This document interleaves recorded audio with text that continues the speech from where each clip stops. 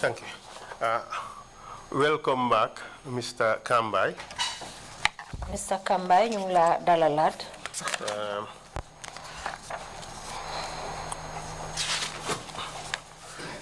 Before the break,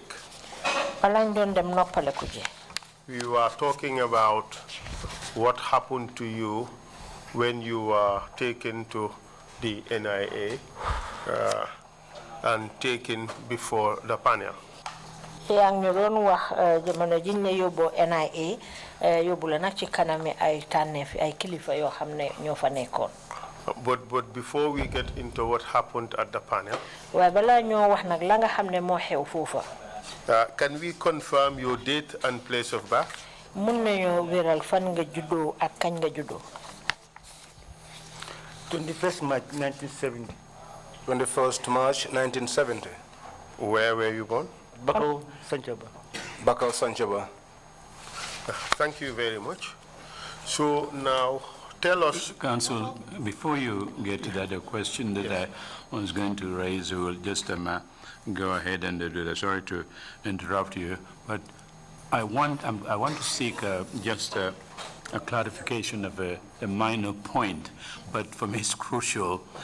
It probably is a 5-10 minute encounter that you were witness to.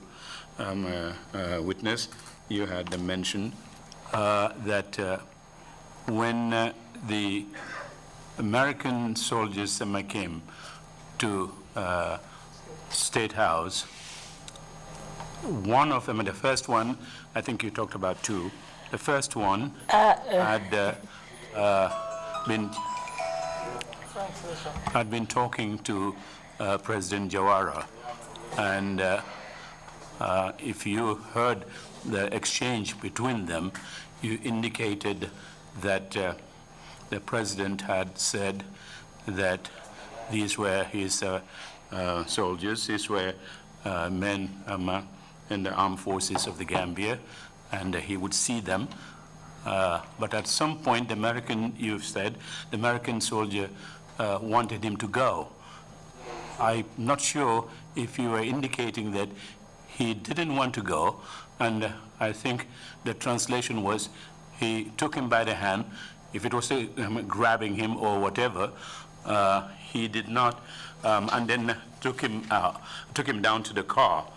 There was another American soldier there who, I think, again, your description was not very clear, that they turned him around, as you put it, and he was then put in the vehicle. You weren't implying, witness, that he did not volunteer to get in that car to go to the American frigate at the port. If you were implying that it was not voluntary, I don't think the Americans came in there to kidnap Jawara, forcibly take him to the vehicle, and then get him out of the country. I may be exaggerating it at this point, but that's the implication.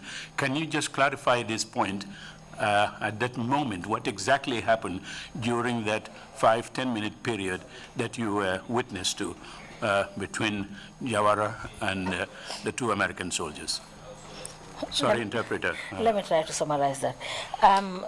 Amna loo fi wax bi nga njëkk a wax ca gannaaw xew-xew boo xam ne xew na ci diiri juróomi minute ba diiri fukki minute wax nga ne yaa ngi teewoon jamono joo xam ne soldaari Amérique ñëw na di wax Sir Dawda Jawara pour mu ànd ak moom waaye nga dégg ci kàddu Sir Dawda mu ne moom de du dem ndaxte ñii ay nitam lañ ay soldaari réewam lañ léegi nag mu dal di ko jël xëcc ko ci loxo yóbbu ko xëcc boobu nga doon wax nag gannaaw buñ demee ba ca moto ba ñu fekk fa beneen soldaar kooku tamit jël ko dugal ko ci biir moto bi maanaam ni mu nuru daal mooy bi mu xëccee loxoom ca njëlbeen dafa mel ni ku doon delloo loxo bi gannaaw li ma bëgg a laajte foofu nag mooy ndax yow ci sa kàddu lim tekki mooy ne Sir Dawda dem boobu mu doon dem bi ko soldaari Amérique bi doo wax ne ñu ànd bi muy xëcce loxoom bi ànd bi mu ànd ak moom defu ko woon ci coobareem maanaam dafa mel ni daal moom Sir Dawda soldaari américain yi dañ ko forcé yóbbu ko ndax loolu la sa kàddu gi tekki wala déet. Solarist Americans bu ñoo ñëw. When the American soldiers came, dañ ñëw bési bunta bi ñu taxaw. they came to the gate and then they stopped. Il faut ñu taxaw ndig time boobu security force ba fa woon state guard. And they had to stop because at the time there were security forces there of the state guards. Gars yi jox président bi information bi. They gave the president the information. Président bi wàcca upstairs to downstairs. The president came from upstairs to downstairs. Like mënu na remember man maa ngi taxawoon foofu mu ngi wax di security officer bi plain clothes bi. I can remember because I was standing there and he was speaking to his security officer, the plainclothes officer. Mu ngi ko wax ne these are my Gambian soldiers. And he was telling him, these are my Gambian soldiers. Su gaa ñëwee dinaa wax ak ñoom. When they come, I will talk to them.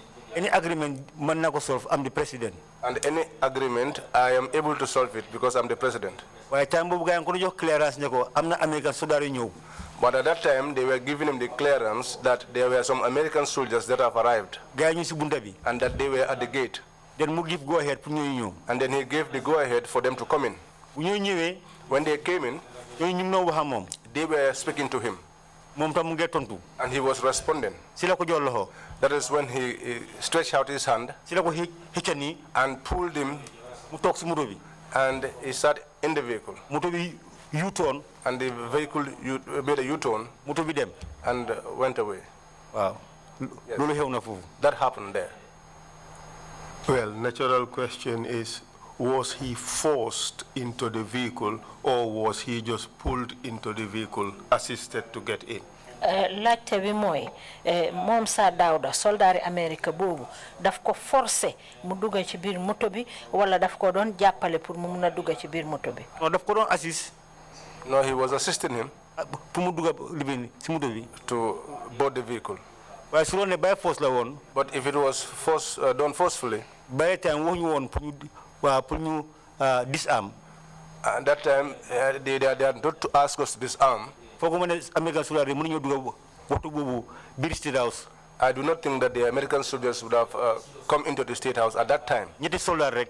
Just 3 soldiers. Amuñ am fetel. And they did not carry any weapons.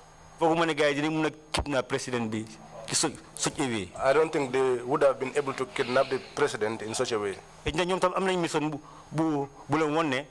Maybe they too had a mission which indicated to them that dañu war a dem président bi. They should go along with the president. Waaye lii moo fa xew. But this is what happened. Thank you very much for that clarification. So Jawara was not kidnapped by the American soldiers and forcibly taken to the ship. Sir. Waa jërëjëf ci leeral boobu mu ngi mel ni Jawara kofuñ ko rek forcé ko pour mu dugga ci gaali America yooyu noonu. No sir. Thank you, Council. You may continue. Thank you very much, Mr. Chair, for those clarifications. Quite helpful indeed. So here we are. You were taken to the NIA by Bobaji. You were left there until the evening. And tell us what happened. Waa léegi nag yaa ngi nii Bobaji jël na la yóbbu la NIA ñu bàyyi la fa nag ba ca ngoon lan moo xew. Waaw boori 7 o'clock. Around 7 o'clock. Mu am benn NIA officer ku ñuy wax Kinte. There was one particular NIA officer by the name Kinte. What's his first name? Musa Kinte. Musa Kinte. Yes, proceed. Musa Kinte ñëw ne ma xanaa Musa Jame waxul kii waxul dara Bobaji. Musa Kinte came to me and said to me, hasn't Bobaji told you anything? Ma ne ko déedéet. I said to him, no. Mu ne ma den kaay toog even si beneen néeg bu ndaw. He said, well, then come and sit here in one small room. Foofu laa toog mu ne moom mu ngi dem si kaw anything dinañu wax ma lu xew. That was where I sat, and he said he was going upstairs, and if there was anything, he will come back and inform me. Foofu laa nekk ba boori 8 to 7:30. That was where I was until 7:30. 7:30 to 8 o'clock. From around 7:30 towards 8 o'clock. Morning or evening? Evening. Evening. yaa ñëw jël si ma foofu. They came and picked me up from there. ñëw ma Bambadinka. They took me to Bambadinka. Who took you from there to Bambadinka? Kan moo la jëlee foofu yóbbu la Bambadinka? Musa Kinte. Musa Kinte. ak some security NIA officers. And some NIA officers. Lamin Dabo. Where in the NIA do you call Bambadinka? Fan ban bor ci NIA nga ni oye Bambadinka. Foog naa ne foofu moo nekk seen worst cell bi so far. I think that is their worst cell so far. Where exactly is it located as far as you can recall? So li nga mëna fatale ku diga ban bor ci NIA la Bambadinka nekka. So digge NIA, when you get into the NIA premises, on your left. On your left. Upstairs or downstairs? Ci kaw wala ci suuf? Suuf, sir. Downstairs.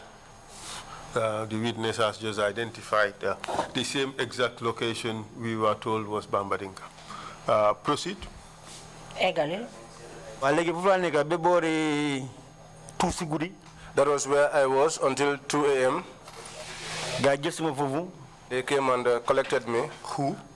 Lamin Dabo. Musa Kinte. Third guy, I don't know the third guy. Upstairs. They took me upstairs. How were you taken upstairs? Before I came out of the cell, Lamin Dabo, he wanted to put a plastic bag over my head. I'm a gentleman. But he said that I was a gentleman. So he cuffed my hands in front of me. Then guy escort me to go. And then I was escorted upstairs.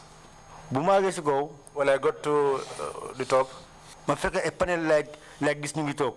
I found a panel seated just like where we are. Tell us about the composition of that panel. Panel bobu nonu ñan ñoo ci nekkon. Panel bu bari won na security officers waye lu ci upper security officers bi NIA la ak police. There were many security officers in that panel, but most of them were NIA and members of the police force. Can you tell us who you can recall were there? Di ñu mëna wax kan nga fateleku ñana ñan ñoo fa nekkon. Alaji Mor. Alaji Mor, do you know his full name or last name? Alaji Mor xam nga santam. Job. Do you know his full name? Xam nga turam diga turam yépp ak santam. Alaji Mor Job. I think it's Alaji Mor Job. Proceed, please. Egalil. Alaji Mor ñëw ne ma xana yow bo wax la dara. Before we get to that, let's try to establish the composition of the panel, those who you can recall, those whose names you can remember. You've told us Alaji Mor Job was there. You were escorted by Mr. Kinte and Lamin Dabo. A third person you don't know. Tell us who else was at the panel. No, this panel be police lañu won ak ay NIA officers how many? The panel was comprised of police officers and NIA officers, and I did not know them. Military officer bu nekkon ci panel. There was no military officer in that panel. Okay, proceed, please. So how many of them were there? How many? Ñom ñaata ñoo fa nekkon ci panel bi? Panel bi dina aga roughly 18 or almost 20. It will be about 18 or almost 20 individuals. Proceed. Alaji Mor mu ne ma xana kini wax la dara Bo Baji. Alaji Mor said to me, hasn't Bo Baji told you anything? No. I said to him, no. Mu ne ma Bo sacrificed you. He said to me, Bo has sacrificed you. Mu ne ma you must sign a statement. He said to me, you must sign a statement. I asked him, what kind of statement will I sign? Mu ne ma comme ka kigi living ki wax la dara how to call it Bo Baji. He said, well, since Bo Baji has not told you anything, we have nothing to tell you here. You have to sign these documents, and then you find your way. At this stage, did you see any documents you were to sign? Jamono bobu won nañ la ben kayit yo xamne dang ko wara sign. No, what do you want ben kayit? No, I was not shown any document. At this stage, have you been interviewed? Jamono bobu nak amna ay laaj ak tontu yu dox sa digante ak ñoom. Did it? No. At this stage, have you been told why you were taken to the NIA? Jamono joju wax nañ la lan mo tax ñu yobbu la NIA. Did it? No. Have you been told that you had the right to access a lawyer? Ndax jamono joju tamit wax nañ la ne mun nga am lawyer bo xamne mo la teewal. Did it? No. So here they were, they told you you had to sign a statement. Did you in fact know what that statement was to be about? Léegi nag ñu jox la kayit ne danga ko war a sign ndax xam nga li nga xam ne moom lañ bind ci kayit boobu lan la. ñu ne la danga war a sign kayit. You were told you were told that you had to sign a document. Did you know what was contained in that document? No, sir. No, and sir. then what happened after that? And then after After I stood and Job asked me to undress. Which Job? Alaji Mor. Alaji Mor. Uniform. At the time I was dressed in my military uniforms. Alaji Mor, possible. I said to him, Alaji Mor, that cannot be possible. How do you know he was Alaji Mor? Naka nga xamé ne koku Alaji Mor la tudda? Spend na time mom nek na fa for 3 weeks ak mom. I spent some time with him, about 2 weeks inside the NIA. After That was after that I knew that he was Alaji Mor. And how about Musa Kinte and Lamin Dabo? How did you know who they were? Musa Kinte ak Lamin Dabo ñom naka nga xamé ne ñom ñoy ñoñu? The same time bu ma spend ñom fofu la. It's the same time that I spent with them there. Proceed, please.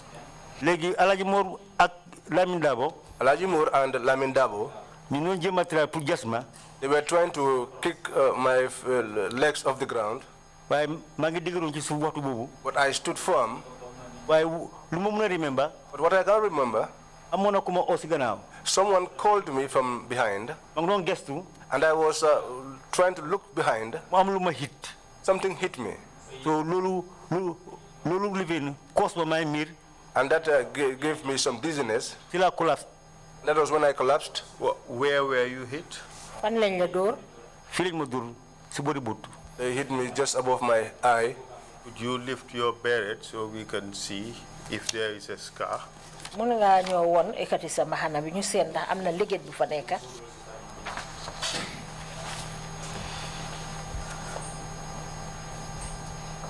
Could you indicate the spot? Do you know what you were hit with? I don't know what it was, but I know that it was painful. So you collapsed, you fainted? Yes, sir. Yes, sir. I am going to give you a photograph of yours. So could you just circle the spot where the injury occurred and then you sign the document? Amna natal bo xamne yow ya ci nek ndax ding ñu mëna feñalal bërepp bi nga xamne fa la legit bi nek boko wëralé ba paré na nga dal diko sign.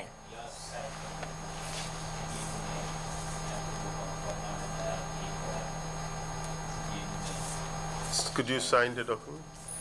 Put your name and signature and date. Binda fa sa tour nga sign ko ba paré wax bes bi tamit.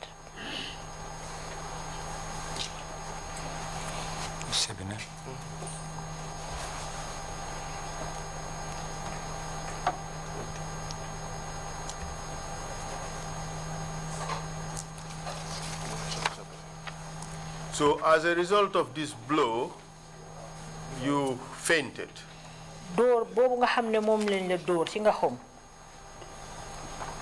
So kindly tell us what happened when you came to, when you regained consciousness.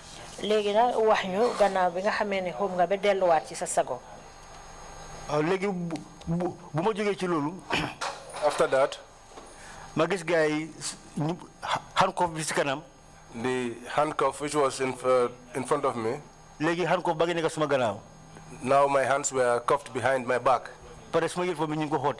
And also my uniforms were torn. I am naked totally.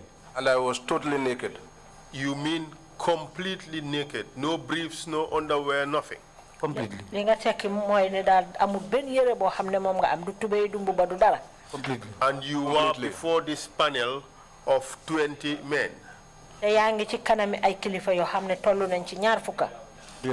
At this stage, how did you react?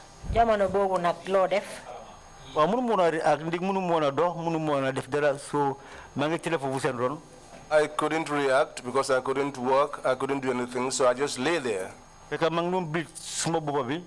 My head was bleeding at the time. What I realized, what I realized, they were beating me very well at that time. What were they using to beat you? lan lañ doon jëfandikoo pour dóor la. li foog naa ne ay iron rod la ndig dóor bu ma dóor daf dee def dee génn. I think it could have been iron rods because the beatings, each time they hit me, I used to bleed. dañ ma dóor ba sama yaram bi nekk blood. I was beaten until my entire body was all with blood. So falling ma tëlaloon. And that was where I was made to lie down. Panel bi ñoom it nee na ngeen push and pulling. And there was a tussle amongst the panel members. What do you mean by that? Can you explain this what this tussle, what was it about? loo tekkee ci loolu xëccante bi nga xam ne moo nekk.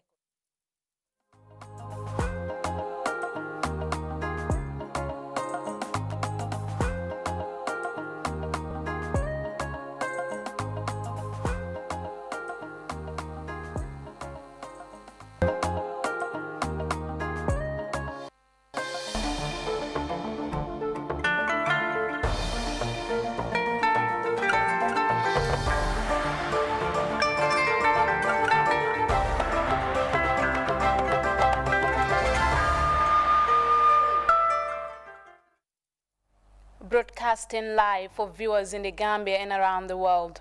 This is Grts Weekday News at 1300 hours. In the headlines, His Excellency President Adama Barrow presides over grand political rallies in Sinchi Alaji and Brufut.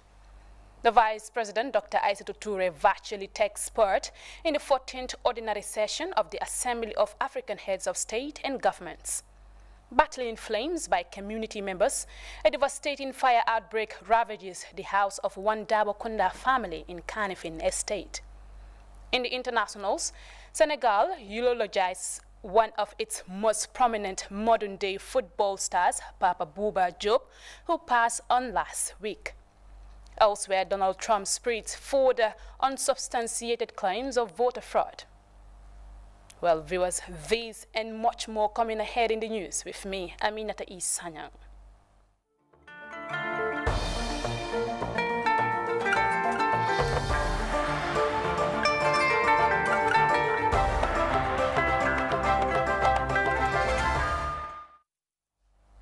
A warm welcome to Grts News. I am Aminata Isanyang.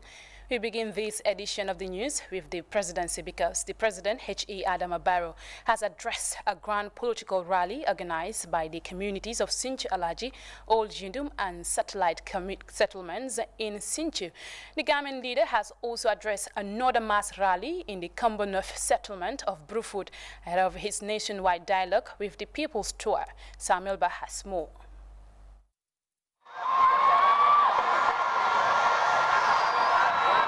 The presidential motorcade arrived at the Sinchu Alajin political rally, a rousing welcome by multitudes of supporters who gathered for the mass rally organized by the Old Yundum constituency. Addressing the rally, the Gambian leader thanked the people of Old Yundum constituency for their show of support and solidarity, saying it was a great honor to return home to a constituency that prepared him for the country's highest office. President Barrow reminded the gathering that they were part of a dear and great nation and are therefore duty-bound to stand up for their beloved country. The Gambian leader called on people and communities to remain united, promising greater developments in the years to come. Local Government Minister Musa Drame said he was particularly impressed with the turnout, which manifested the show of support for the NPP. Several speakers, including Jebel Toure Nyima Sise, Numu Fati, and the National Assembly member for the area, all renewed their support for the National People's Party, citing an impressive development trajectory. At the mass rally in Sinchu Alaji, scores of UDP, GDC, and APRC supporters, including Usman Gay, switched allegiance to President Barrow's National People's Party. The presidential entourage next headed to the Kombo North settlement of Brufut, where thousands of supporters gathered for the arrival of the Gambian leader, while others lined the streets to catch a glimpse of the presidential motorcade. Here again, numerous speakers renewed their support for President Barrow, with a good number of UDP supporters who cross-carpeted to NPP lining up to meet the Gambian leader. Agriculture Minister Ami Fabure spoke on the subsidized fertilizer program by government to boost production and productivity. Minister Fabure also cleared the air on the donkey cart initiative supplied to some farmers in rural Gambia. Information Minister Ibrahim Silla also dispelled recent rumors of a COVID-19 compensation package for sex workers, saying it was false and unfounded. On the emergence of land disputes, particularly in the West Coast region, Minister Silla said regional committees have been set up to look into those issues. A national enterprise fund has also been set up for women in the West Coast region to help improve their ventures and livelihoods, among other support packages, Minister Silla told the gathering. The President, His Excellency Adama Barrow, told the people of Sani Mentoring constituency that he was greatly honored and elated with the huge turnout of supporters. He said his mission was to serve and make a difference in the country's political landscape. Ndel na policy movement nga diamu domande nga dokubaki. President Barrow finally assured the people of Brufut that their decades-long neglected roads would be history, as it is part of the 25 roads earmarked for construction ahead of the OIC summit in Banjul. The Gambian leader continues his engagements with communities ahead of his nationwide Meet the People's tour, set to start on Monday. Samuel Bach, GRTS. Now, the Vice President, Dr. Aissatou Toure, on Sunday virtually participated in the 14th ordinary session of the Assembly of African Heads of State and Government. Vice President Toure joined African leaders to discuss the actualization of the African Continental Free Trade Area Agreement as part of unifying plans of action for Africa, which targets to silence guns. GRTS's Fatu Eli Kamuloshi was at the State House and she filed on this report. By the chairperson of the AU, President Cyril Ramaphosa, who reminded the heads of state that the guns are not yet entirely silent on the continent. Hence the need to gather and assess the progress made since 2018, when they adopted the Agenda 2063 on silencing the 2020. With this flagship project, we committed ourselves to the objective of creating a conflict-free continent that is stable, developed, prosperous, and capable of delivering the better life that all its people yearn for. It goes without saying that peace and security are mutually conclusive for development. Therefore, the member states, represented by heads of state in their presentations, condemned the acts of violence, terrorism, and extremism in the Sahel that proceeds to other parts of the continent, notably in northern Mozambique.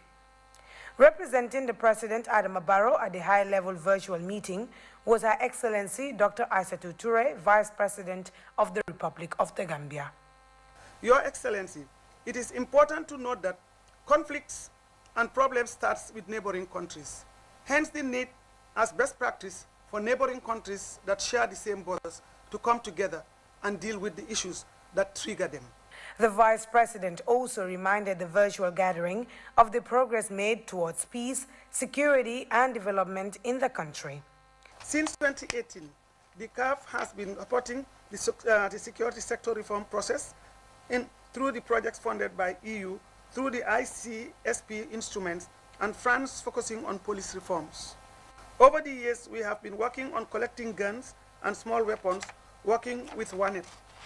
In partnership with the African Union Commission, convened a 3-day stakeholder workshop in Banjul, the Gambia, from 12th to the 14th of December 2018, on integrating the rule of law, security sector reform, transitional justice, and governance into stabilization efforts. The chairperson of the AU addressed the exclusion of women in the political and economic sphere, which continues to make them vulnerable in peaceful endeavors. However, the Vice President of the Gambia, in her statement, reaffirmed the country's commitment in including women and youth in conflict resolution and peace efforts. Mr. Chairperson, it is important to note that women and youth have been very critical actors in promoting peace and security in our various communities. They have been brokering peace initiatives, working with the relevant institutions. Therefore, building the capacities of these critical actors in peace, conflict prevention and resolution is key to sustainable development. Reaffirming commitment to the full and successful implementation of the AU Master Roadmap on silencing the guns on the continent needs a multifaceted approach to improve trade and economic investment to prevent poverty. Members are expected to adopt concrete steps on the day's agenda and contribute to this initiative by getting their institutions strengthen the agenda of silencing the guns. They are expected as well develop national action plans in line with the concluded AU resolutions on the pursuit of this goal. This, African leaders say, will require the efforts of all relevant sectors for a sustainable approach. Reporting for Grts News, I am Fatu Elika Muloshi.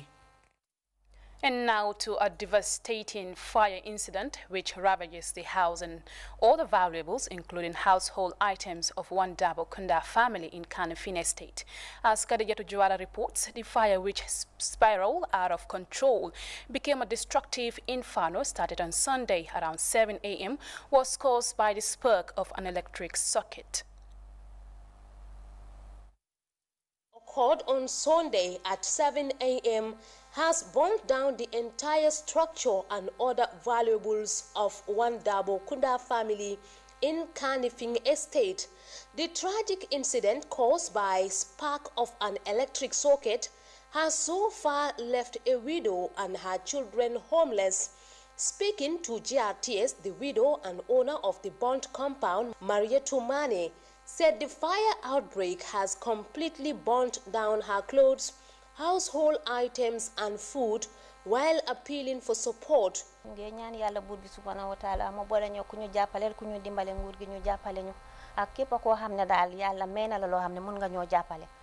I'm calling on philanthropists and the government to help us.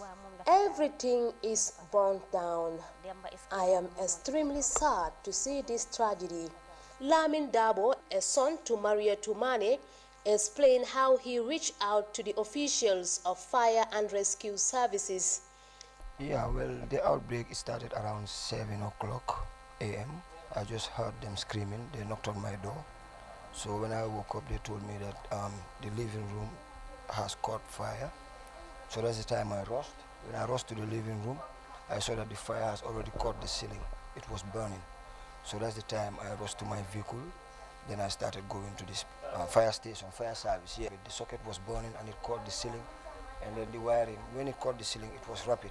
Before the fire service got here, almost all the house has burned. Neighbors, including Khadijatu Jobate and Hassanatu Seka respectively, expressed their displeasure about the inferno. Her last daughter came to me and said, Auntie Kadi, I'm having exams tomorrow, my papers are burnt. You know, that's so emotional.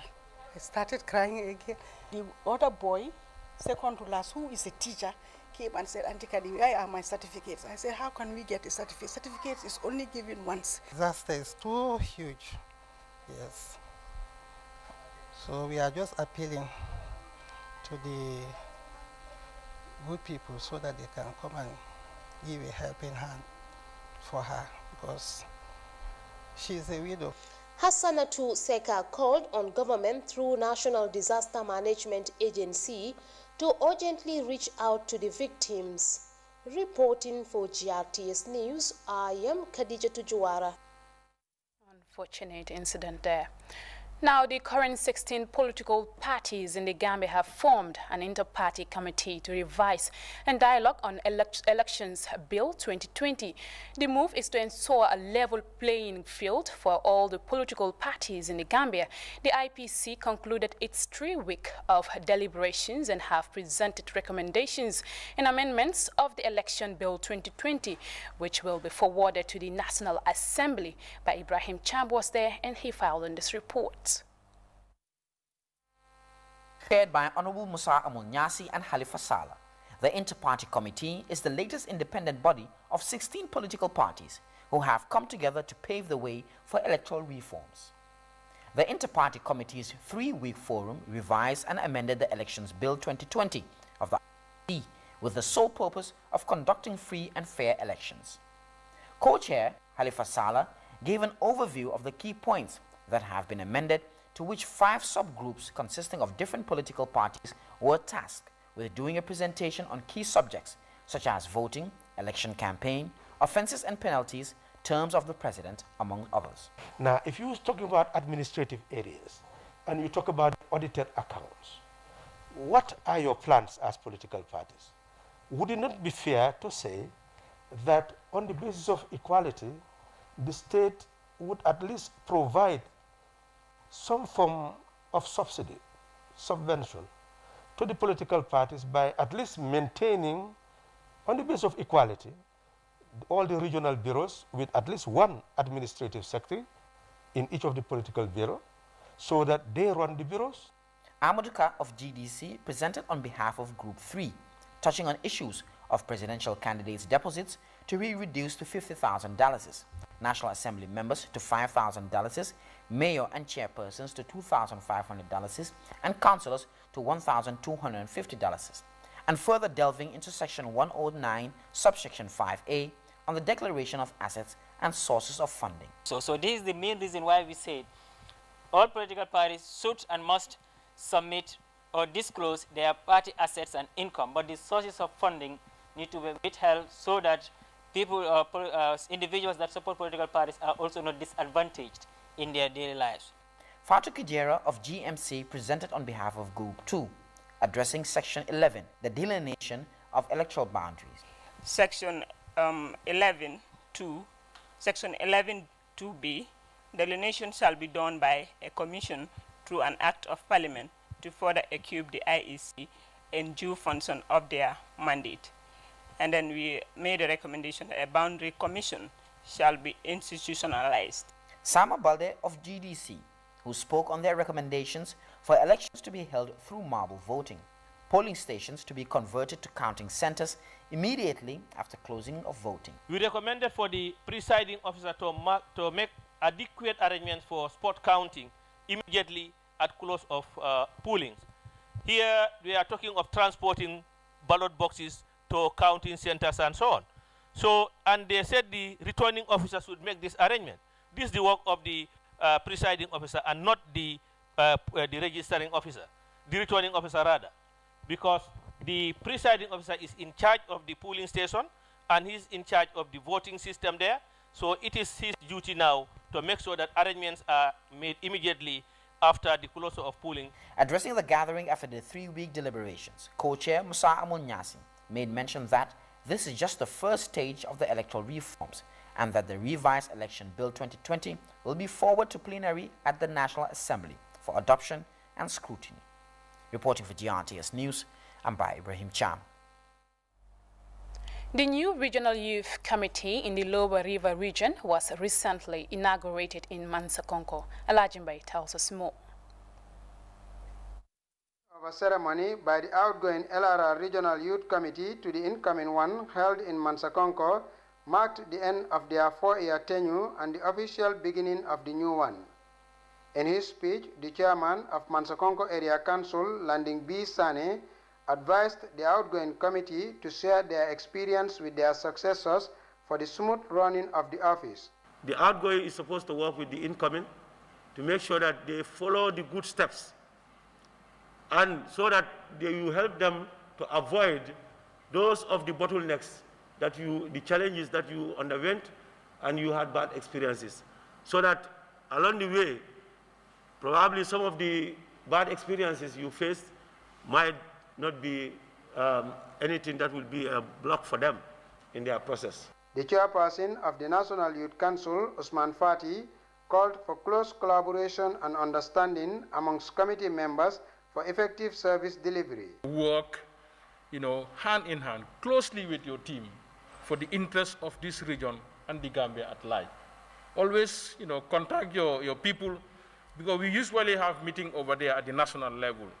So I'll advise before coming to the meeting, discuss with your people, come with your plan, so that you share share ideas among yourselves before coming for a meeting. Because you are attending the meeting on behalf of your people, not as a person, Usman Sane, no. So please, I urge you, to work with your team and in glove, and let's put the interest of the Gambia first, and the young people first, before the personal interest. So if you do that, we will definitely develop this country. The outgoing regional youth chairperson for Lower River Region, Sekou Dabo, highlighted some of the successes registered by his committee, as well as challenges faced during their tenure. But like I said, it's never easy. The journey has been very rough, and these were some of the challenging moments that we faced. Communication was one thing, mobility, still under communication was another thing. These were the major challenge, and funding, because we start zero, scratch, zero. So when we came along the way in working with the ex-committee, then we were giving a youth committee, a youth center that was given to us by the committee of Pakalinding. We equally registered a lot of success in terms of awareness creation, in terms of entrepreneurship training. This committee has facilitated training for more than 500 or 1,000 young people in this region, who today are entrepreneurs. We've also built a mini grant form for young people to access and improve their business. The new regional youth chairperson, Usman Sane, cited youth empowerment and employment creation initiatives as key priorities for his committee. My primary objective is to ensure that we boost the youth employment in the region. We want to ensure that youth employment increase drastically through various activities and various programs that are here for the young people in this region. My committee will ensure that the youths have this opportunity and ensure that these opportunities are available to all youths in the region. So basically that is one of my main objectives, and that is what I want to achieve in the short run, to produce or to provide initiatives that is going to provide employment for young people in this region. Various speakers advised the committee to put the interests of young people at the forefront of their activities, warning that the task ahead is huge but not impossible. Alajimbai, GRTS News. Now, government officials and other agencies in the Upper River region, led by the governor of the region, Sambaba, conducted a Work for Health exercise from the regional capital, Basse to Sabi. The exercise, as we hear in this report by our regional correspondent, Seydou Kamara, is meant to promote healthy lifestyle as well, foster unity amongst different stakeholders in the region. It was a morning meant to be spent at home relaxing. But these civil servants and security personnel in Basse, in the Upper River region, opted to put on their sporting gears and hit the road by walking 10 kilometers. This is the first edition of a Work for Health initiative led by the governor of URL, Sambaba, chiefs and department heads in the region. The objective of this Work for Health is to promote the culture of exercising among government workers in the area and bring them together to interact and discuss important issues of development.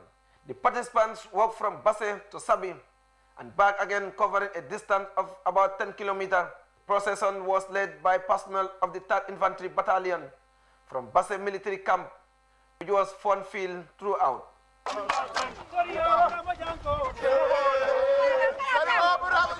Various department heads who took part in the event said such activities are important, which creates a rare opportunity for staff of different departments to come together and network. We all know that health is very, very important, and health is very paramount. We are here today doing Work for Health. It's paramount in the sense that you are trying to observe your own health. You are trying to promote your own health. This is why we are here. The governor initiated it, and we almost all institutions in the URL join him. When we work for some time, then we can donate blood to say blood bank, so that we can also help the health facility too. This exercise is very important because it will make us to come together as all the stakeholders within URR.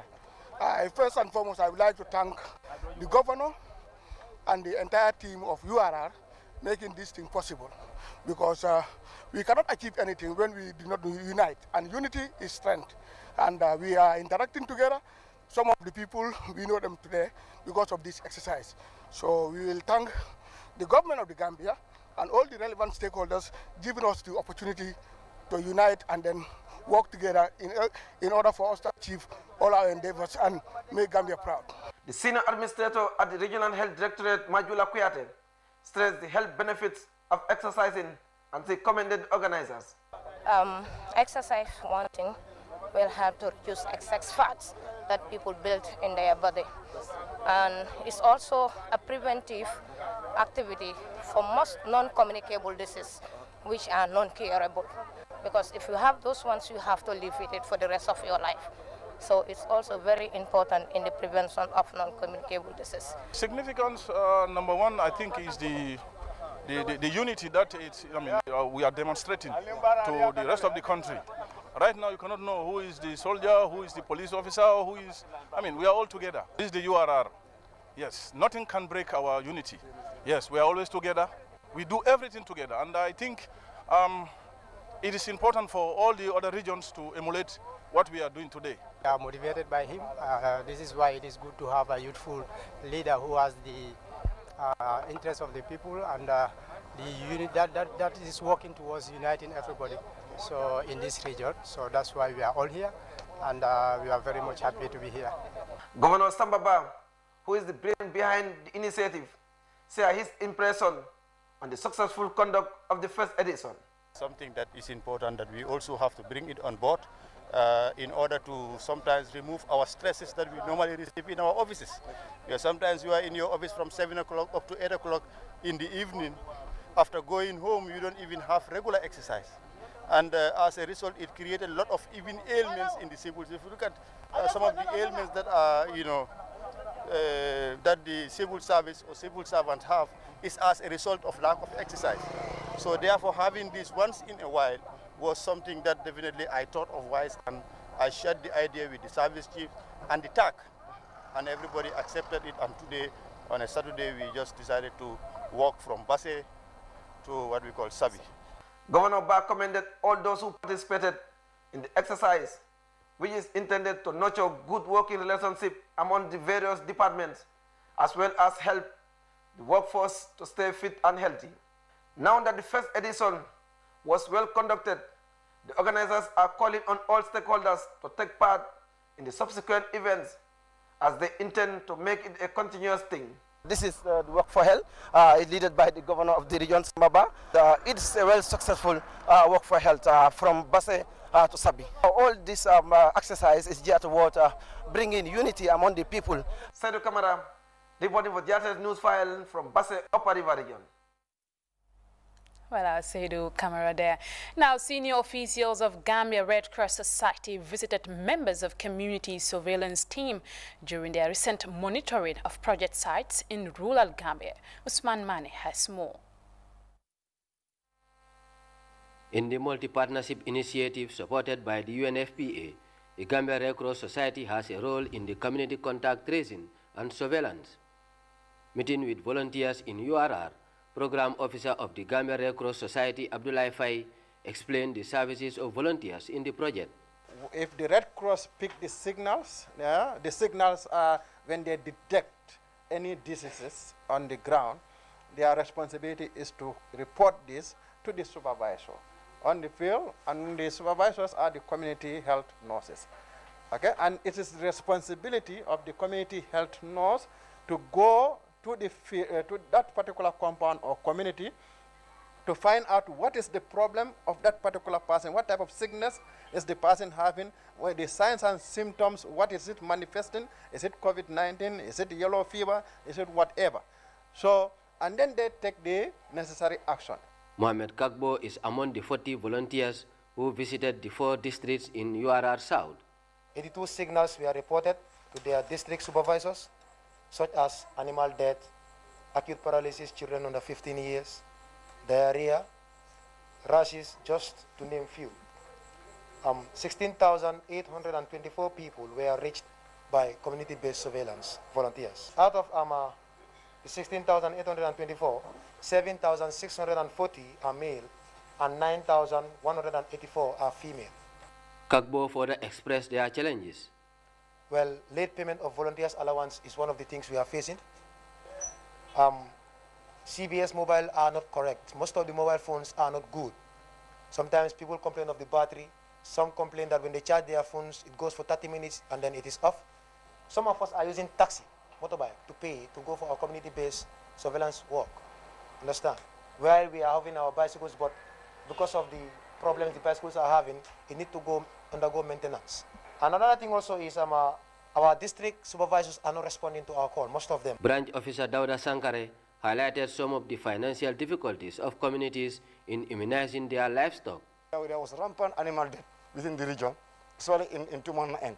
When they send the signal to the CHN, inform the relevant authority, like livestock people, they went there, did their assessment. But the problem is these livestock people, they always adequately must pay some money for vaccination of their animals. So with the community members say, you have about 50 or 25 cattle, you want to vaccinate, you don't have that money. But the UNFP is informed that, okay, they will take care of those issues. While responding to issues raised by volunteers, the Secretary General Gambia Red Cross Society, Alassane Senghor, thanked volunteers and urged them to be steadfast in their service. Our responsibility is to interact with the communities, collect the data and the information, and pass on the data. And as Mr. Dabo was saying, we have trace of the data because it's a signal that is sent through gadgets, and you record those things. So you keep your records and you do what you are supposed to do at the right time and the appropriate time and using the appropriate tools. You have a responsibility, do your responsibility. If they don't do what they're supposed to do, fine. You just note it down, and when you have the appropriate time to talk about it, you talk about it. But it shouldn't be a stumbling block for you. It shouldn't discourage you from doing what you are supposed to do. This is a piloted project in URR coming at the midst of a pandemic, which makes the multi-partnership initiative cumbersome in coordinating activities. Usman Mane, GRTS. The National Council for Civic Education, with support from the UNFPA, trained traditional authorities, women and youth on the role of youth and women in decision-making and peace-building. Famara Kanya tells us more. The UNFPA, the National Council for Civic Education, is conducting community engagements across the country. The activity in the North Bank targets youths, traditional authorities and women. The event aimed to introduce participants to the critical role women and youths play in decision-making and peace-building in society. Women and youths, despite constituting the greater number of the population, are usually sidelined when taking critical decisions, when making critical discourse in the country, especially in terms of development and also peace-building initiative.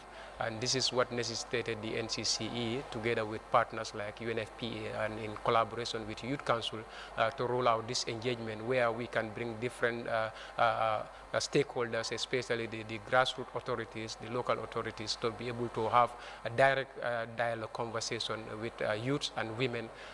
This dialogue will not only emphasize the important role, the significant role that this particular section of the society can play, but also to recognize the demographic advantage that this section of the population have, and also to encourage the authorities to make sure that they engage, they involve women and youths in whatever their development initiative, whatever peace-building initiative they are taking. The day-long activity was also used as a platform for the participants to interact and share ideas to ensure all inclusiveness. Mohamed Suare, the regional youth chairperson of the North Bank, as well as Adrigas Law, Lady Councillor, both noted the significant roles youth and women play in society.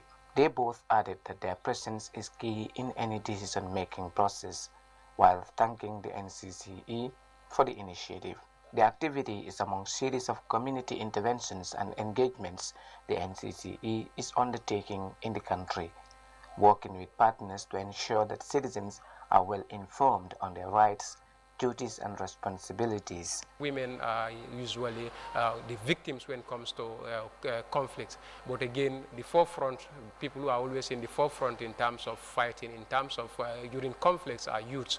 So it is important that when we are discussing those issues, we always bring them on board to be able to find a lasting solution, to be able to find meaningful development to the country. Similar engagements will continue in other regions across the country. For the news, I am Famara Kanye.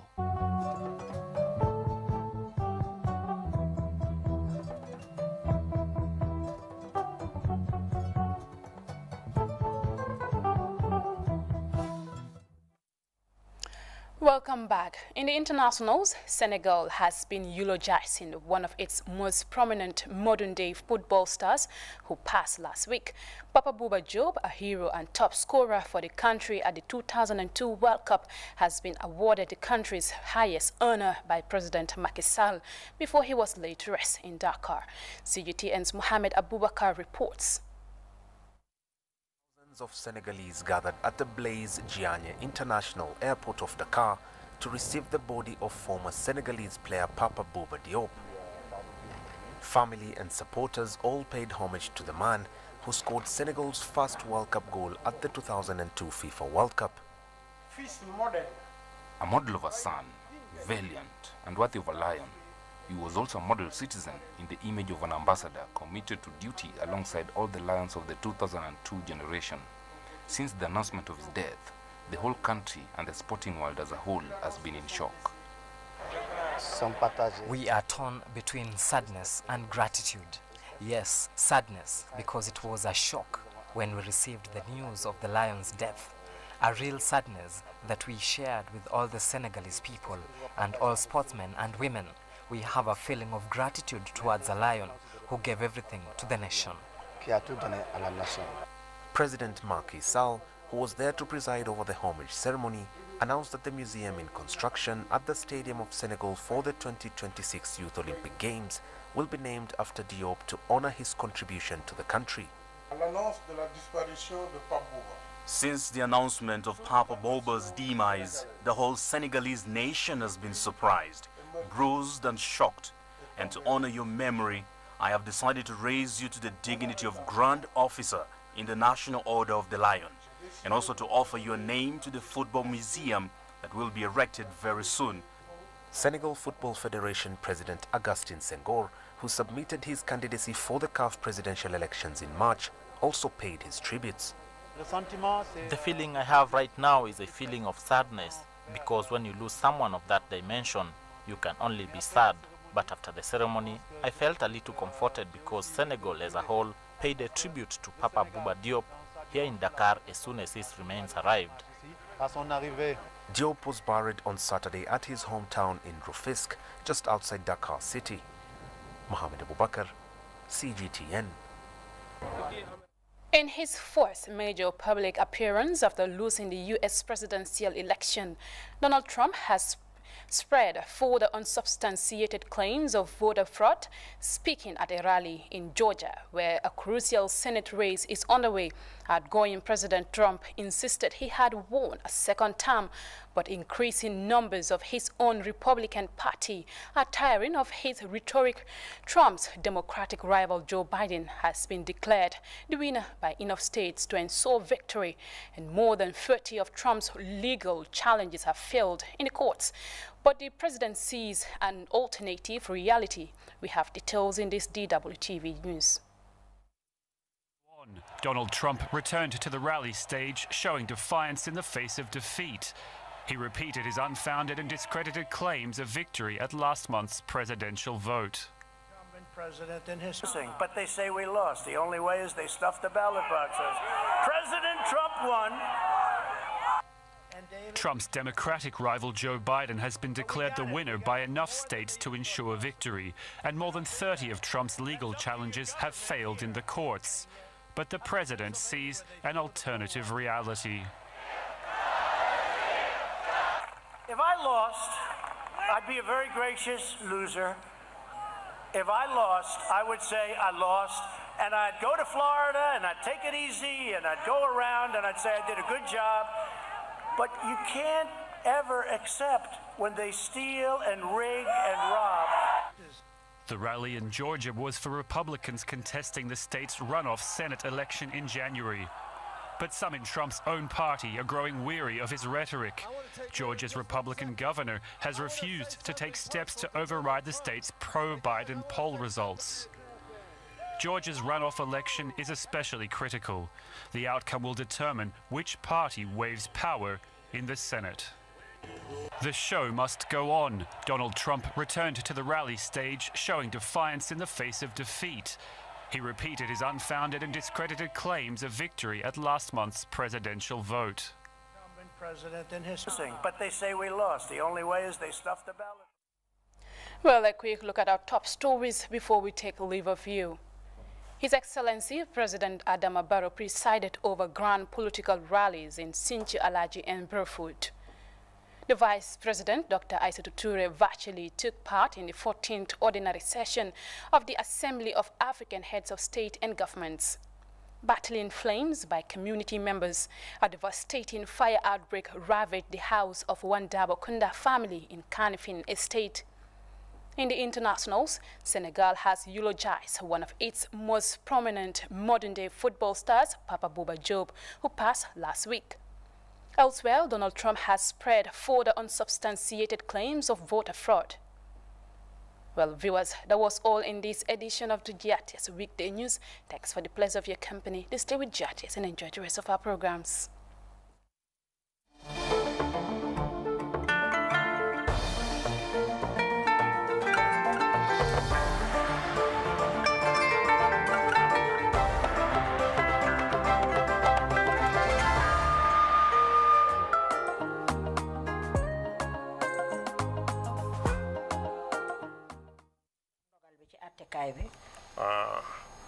George J.E. Ikpala. George J.E. Ikpala said, I find no prima facie case against the 1st, 2nd, 3rd, 4th, 5th, 6th, 7th, 12th, 13th, 14th, 15th, and 16th accused to warrant calling them to enter their defense. Accordingly, they are acquitted and discharged. Mom li wax dal moy ñim lim ni yépp amul ben yoon bo xamné yoon dan na leen ba wara tax sax ñu ñëwaat pour taxawal seen bop ci kaw lolu yoon jégal na leen yoon amul ben bunta ci ñoom. And you were released accordingly. That's true, yes. And what happened when you were released? Let's do that quickly. When I was released, there was a lot of talk. I had a friend of mine who advised me. He told me to stay in one place and not to talk to anybody. He said this is a government affair. You have a problem with the government. And for the government to take you to court. And for you to win the case. There is something that you may say. And you can put yourself into trouble. And you know what you have experienced. I said to him, in fact, I am not well right now. My body is paining me. He was amongst the people who assisted me with fear until I went over to Senegal. But in the meantime, while you were in detention in Mile 2, what happened to your career in the army? Jamono ji nga xamé nak ñun la ci tek la Mile 2 fofu ca kasso ba légui sa liggéey bi ci soldat bi mom naka la démé won Nekon na fa 1 year how much 2 months I was detention 1 year 2 months detention Bo Badji ñew fofu and Bo Badji came there mu né dafa ñew pour wax mané he said he came to tell me that that I should just bear this thing and that it will come to an end. It said the army has promoted you from sergeant to staff sergeant. From the rank of a sergeant to a staff sergeant.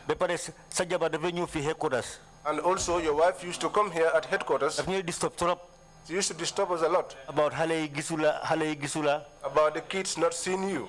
So authority. And then he said that I should write an authority so that he can be receiving my salary and be able to assist the children. For who to be receiving your salary? My wife. You signed the document? Yes, I signed it. Was your wife receiving your salary? After 2 years. Yes, after I was charged, after the 2 years. Remand prisoner la won. I was a remand prisoner. At that time, she had the access to come and pay visits to me. And she told me, yes, now I am collecting your salary. And she said to me, in fact, it has been increased. And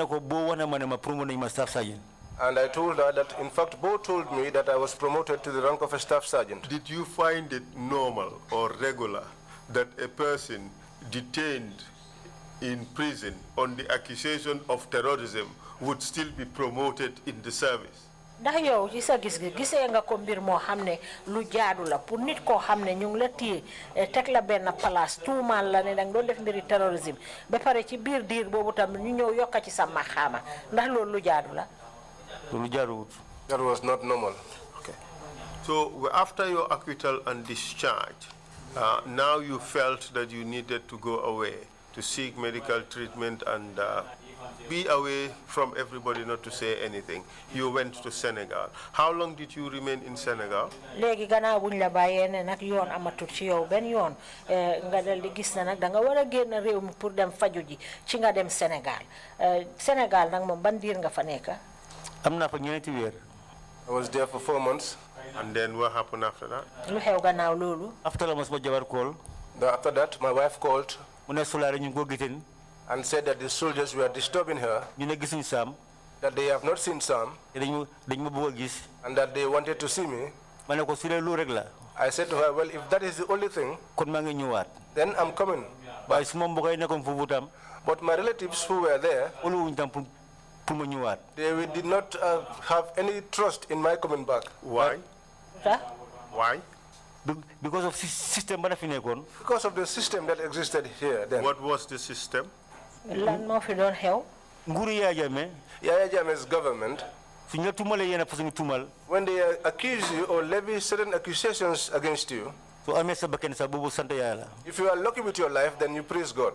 What do you mean by that? loolu sa kàddu googu lu mu tekki. like ñu tuumal la affaire yi place comme ça place am bi daal. For him, his position. kooku su deewul du mu duwaat nit.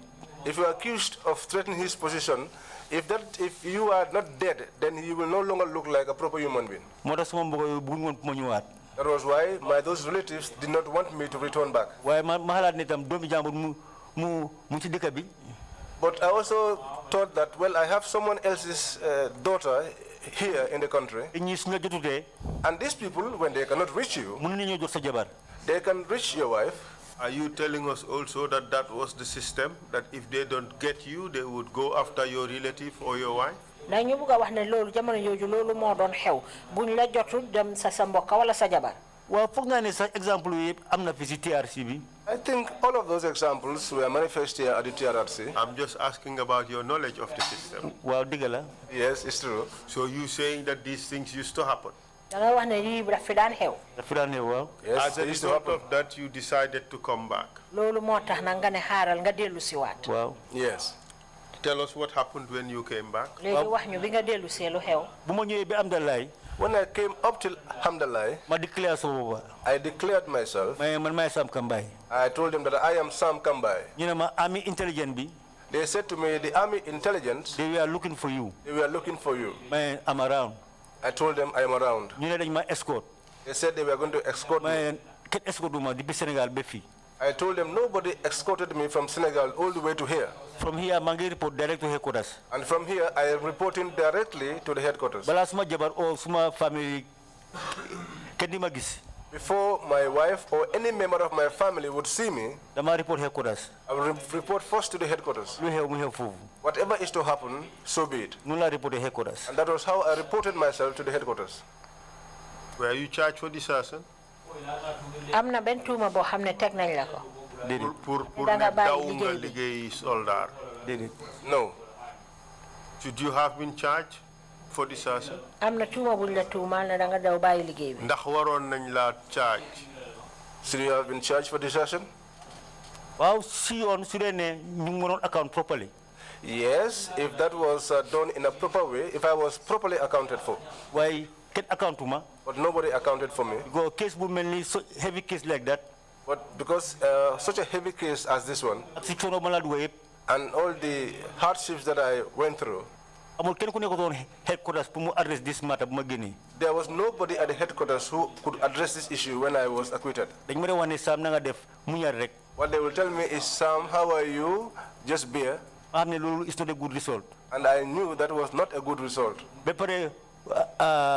And also what they told me was not something that I could accept in my head. That is to say that I should just hang on for a while and that when they were ready, they will recall me. In fact, that was the main reason why I had to leave this country and run away.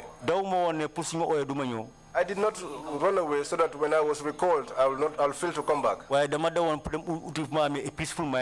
I just ran away so that I could get to a place where I could have a peaceful mind and also where I could have a treatment and be able to recover. And when you came back, what did they do with you?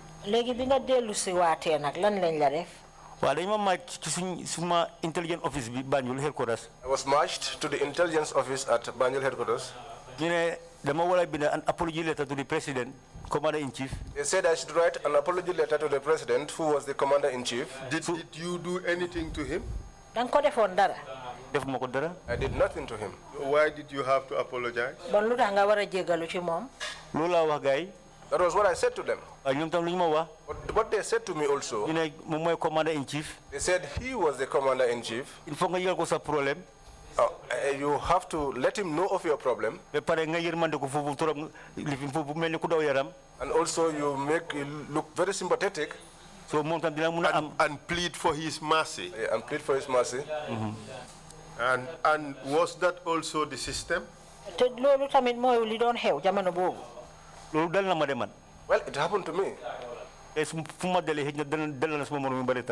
if it happens to me, it possibly happened to my colleagues as well. So in the end, did you write that letter? Wow, intelligent officer. Yes, the intelligent officer. I told him I don't have any other job. This is the only job that I pin my hopes on. Up and down. And also my family is going up and down. If they rent here today, tomorrow they are renting somewhere else. So I said to him, well then, go ahead and write it. Why an apology letter? But let it not be an apology letter. Let it be like the said soldier. The said soldier. The said soldier concerned in this particular case. The court has acquitted and discharged him. And secondly, this is the only job that he has engaged in since he was a young man up till that date. So if he could assist me so that I could return back to my work. So I keep my family alive. So that I can keep my family alive. They wrote that letter and I signed it. Was there a response? Yes, there was a response. And what was the response? After 2 weeks. After 2 weeks. They called me into Colonel Hinasambu's office. But Hina did not give me the letter. He was reading it. And what I could deduce from the reading, the president, the commander-in-chief, apologized for that soldier concerned. He was apologizing to the soldier concerned. Why Hina lumrid? But what Hina read, this said soldier, was this said soldier has to be reinstated. Has to be reinstated.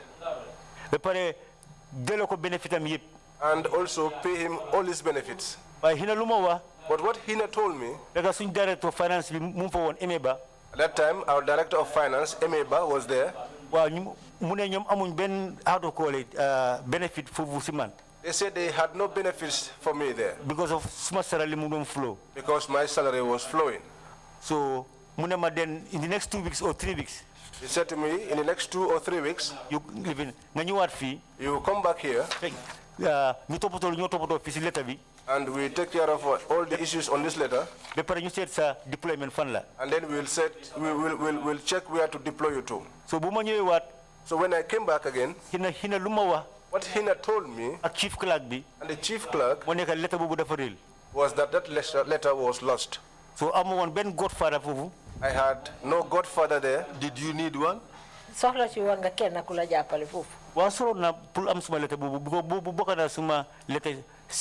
Yes, I needed one to access my letters because that was going to be part of my evidence.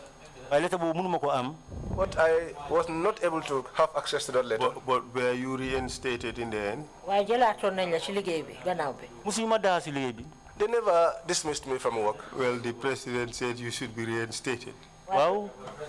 President bi ci letter bi dafa ne nañ la jëlaat ci liggéey bi. Wow, loolu mo am ci letter bi. Yes, that was what was in the letter. Did you go back to work? Yes, sir. Yes, sir. Yes. Thank you very much. It's few minutes to 2. I want to end it there with the witness. And Mr. Chair, you can decide whether you would ask your questions before the lunch break or after the lunch break. I leave that to you. But I have 4 exhibits I want to put in. If you permit me, I will do that. The first is the picture of the witness showing the scar on his forehead. That should be exhibit 177.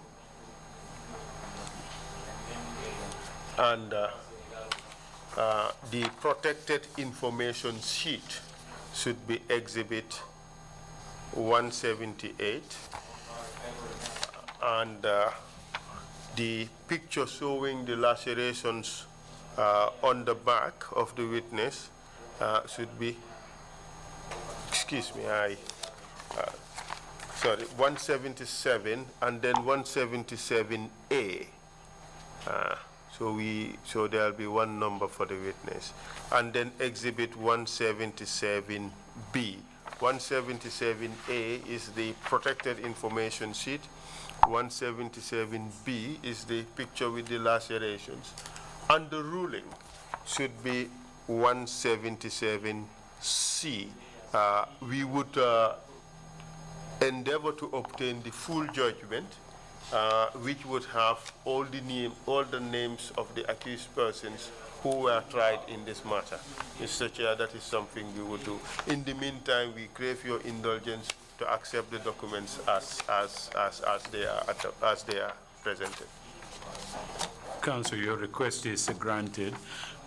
With respect to 177C, yes, the judgment of the court, the ruling, I think since he is not mentioned in that piece of paper, you may want to note in the margin that witness testified in the commission here that he was, I think, prisoner number 7 or number 6.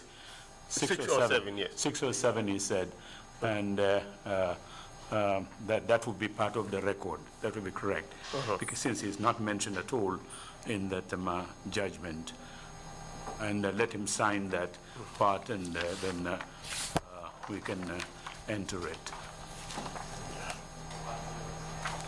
But otherwise, all requests are granted. Yes. It is so annotated, and the witness would sign it. Splendid. Thank you very much, Mr. Chair. Thank you. I think we can take a few minutes to just finish up with him and get to the next witness after lunch, the lunch break. Fine. Thank you very much, witness, for coming to testify. Truly sorry that you endured so much suffering in the hands of NIA agents. gannaaw bu ñu dugalee kayit yooyu yëpp ci biir kayiti seede yi nag léegi nag chairman mu ne mu ngi gërëm bu baax seede bi lim nangu pour ñëw fii joxe fi seedeem. And commissioners, if you have any questions, please indicate. Deputy, you have the floor, followed by Imam Jallo and the Commissioner Carr. Thank you. Thank you very much, Chair. Thank you very much, witness. My question is a very small one. It's a clarification. Were you at the NIA for 3 weeks or for 2 weeks? Because you keep on saying 3 weeks and the interpretation says 2 weeks. Deputy Chair bi mu ne moom leeral la bugga rek jamono ji nga nekk NIA ndax ñaari bés yu ay la wala ñetti bés yu ay ndaxte léeg-léeg yow nga wax ñetti bés yu ay ki la patookat bi wax ñaari bés yu ay ban la ci. waaw mun naa ko jëlee ñaari week waaye ñaari week ak lu topp la. I can take it from 2 weeks, but it's been 2 weeks and more. But if we take 2 weeks, then it's fine. Thank you. Thank you. Imam Jallo, you have the floor, please. Witness, I have a few questions to ask you, short ones. seede bi ay laajte yu gàtta yu néew rek laa la bugg a laaj. The first question is, bu njëkk bi mooy, While Sir Dawda was having a chat with the soldiers, American soldiers, Jamano ji nga xamne Sir Dawda mu doon wax ak soldari America yi. Did you hear what the soldiers were saying to him? Yaa ngi doon dégg li nga xamne moom la ko soldari doon wax. Did it? No. Secondly, ñaareel bi. You said one of the soldiers held Sir Dawda's hand, turned him round and put him inside the car. Wax nga fi ne kenn ci soldaar yi téye na loxo Sir Dawda bi ulbati ko dugal ko ci biir moto bi. I want a very honest answer on this. Dama bëgg nag tontu bu jub boo xam ne moom nga maa jox ci lii. Do you think Sir Dawda was coerced in getting into the car? Da foog nga ne Sir Dawda dañ ko forcé dugal ko ci biir moto bi. Or was he actually forced to get into the car? Ndax bi nga xam ne ñu ngi ko dugal ci moto bi dañ ko forcé diga dugal ko fa. Under that circumstances, was he really voluntarily moved into the car? Ci kaw loolu li ma bëgg a wax foofu mooy ndax Sir Dawda moom dafa dugg ci biir moto bi ci coobare boppam. Would you clarify, please? Leeralal ñu foofu. wax naa ne bu American vehicles ñëwee. I said when the American vehicles came, dañ jox pa bi time boobu ñun presidential guard ñu ngi woon on the ground. At the time, those of us who were presidential guards, we were on the ground. te mënoo faa dugg waxtu boobu pour jël président bi by force fekk ñu ngi woon foofu bu amee suñu arms. And nobody could have gotten inside there and get the president while we were there with our arms. Negotiation bi fu mu jógee xaw ma ko.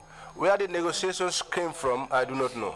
waaye bu gaa ñëwee stop nañ leen si bunta bi. But when they came, they were not stopped at the gate. jox nañ pa bi clearance. They gave the old man clearance, that is the plainclothes officers. waaye lu ma dégg mu ngi wax plainclothes officers yooyu. But what I heard him say to those plainclothes officers moo nekk ne li ñii Gambian National Army soldiers is that these are members of the Gambian National Army. su gaa ñëwee we'll tackle the issue dinañ tackle issue bi. And when they come, we will tackle the issue.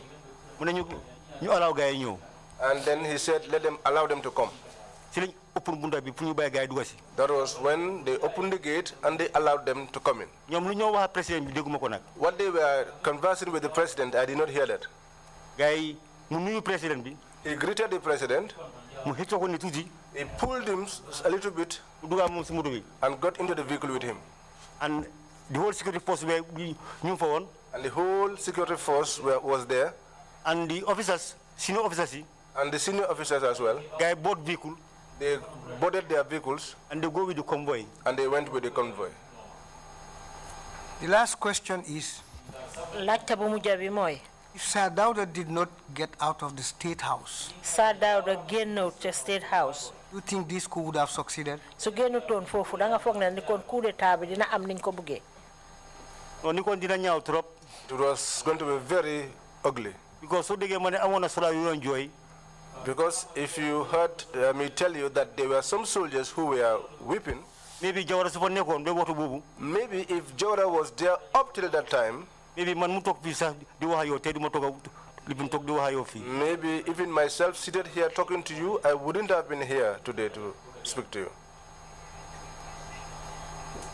They were there to protect him, not to sit and cry. ñoom dañ fa nekkoon pour aar ko de nekkuñ fa woon pour toog di jooy. Commissioner Carr, you have the floor, and then Commissioner Samba. Thank you, Chairman. Jërëjëf Chairman, Commissioner Carr mooy wax noonu. And Mr. Sam, sorry for what happened to you. Mr. Sam, maa ngi jégalu bu baax ci li nga xam ne moo la dal, maa ngi ko mititlu. I have some questions I want to ask you. Dafa am ay laajte yu ma la bëgg a laaj. The first one is, I wasn't clear about when Alhaji Moore told you that Bo Baji sacrificed you. Do you know what he meant by that? Man na leerut ma ci li nga xam ne Alhaji Moore wax na la ne Bo Baji moom daf la jébale rek ndax xam nga lu mu tekki ci loolu. Lu mu tekki moo nekk ci lu ma dugal rek. The meaning is what I got into. Dugal case bu amul boppa. To go into a case which does not have any heading. Case bu ma xamul lu ma def. A case where I did not even know what I have done wrong. Real sacrifice. That is real sacrifice. After. Because Bo, when we had a problem after, until he visited me at mile 2, It was within that time that he was made the Director General of Prisons. Of NIA, sir. Then I realized that truly he was working in expectation of something. When he met you at Mile 2, did he apologize for what he did to you? To be concerned about your plight at that point. Bam la fekke Mile 2 ndax jébbal woon na ci yow ci li nga xam ne moom la la def ndax xalaatoon na yow anam yi nga tollu woon jamono boobu. waaw bu mu jógee Mile 2 dama ko laaj boobu lu xew. Yes, when he came to Mile 2, I asked him, Bo, what happened? I want to know my fate. He said, well, this is entirely with the NIA. And the NIA said this was not part of the operation. They say it's Bo. That was why I put my faith on God. The other question is, week before last, or the last session before this one, the last session. Benen kàddu ma la laaj rek mooy ci suñ jataay bu mujj bele woon. Bo came here. Bo ñëwoon na fi. And he told the commission that he regretted what happened to you, and he made sure afterwards that what happened to you would not happen again. Moom wax na fii ci commission bi ne mu ngi jégalu ci li nga xam ne moo la dal te di fexe na gis ne li la dal dootu fa xewaat. But from what happened to you, do you believe that that was the case? That he wasn't happy with what happened, and he took concrete steps to remedy that? Ak yow li nga xam ne moo la fa dal yëpp ndax góom nga ne moom boo baaji li la dal neexut ko te am na ay jéego yoo xam ne mu ngi ko doon def pour saafaraal loolu. No, that never happened. Because if this thing actually was painful to Bo, any crime I committed, if there was any crime that I committed at all, I am a soldier. So many dump places. There were different places where they could have dumped me. There are soldiers who can arrest a soldier who are the military police. And there were soldiers who were also given the task of investigating other soldiers. So, but for Bo to dump me there and go on his business, and then come back pretending that he was not pleased with that, if this was not pleasing to him, then he would have taken me out of that situation from the first day. Why receive now more hard pain than the first pain? But I got more pain than the first I got. Then Bo is just speaking things that are not very serious. Final question is, you were telling this commission that you were severely tortured. Benen laajte bi mooy yaa ngi wax fii ci commission bi ne mitital yu miti moom lañ la deg. And at some point it affected your health. Te sax am na jamono joo xam ne sax sonal na la ci sa wàllu wérgu yaram. Because you had lacerations on your body. Ndaxte am na ay xar-xar yoo xam ne am nga ko ci sa yaram bi. How is your health now? Léegi nag naka la sa wérgu yaram mel. I just try to manage with it. Because the state has done nothing and the army too has done nothing. Commissioner Samba, you have the floor. Thank you, Chairman. Mr. Sam Kambi, mangi jegalu ci chono bi nga chono. My apologies for the hardships that you have undergone. Dama bëggoon a laaj parce que yaa ngi wax ne sa salaire bi daf doon dem on ndax yoo xamoon nga ne sa salaire bi daf doon dem on ndax biñ la bàyyee si nga soog a xam ne sa salaire bi daf doon dem on. I want to know, because you said that while you were incarcerated, your salary was on. Were you aware of this situation while you were still incarcerated, or was it after you were released? After 2 years, some months being charged. After 2 years and some months after I was charged, I deserved a visitor. I deserved to have visitor. That was when my wife began to come to Mile 2 to visit me. That was where she told me that she was receiving salary. And that was where she also told me that she has noticed an increment in the salary. And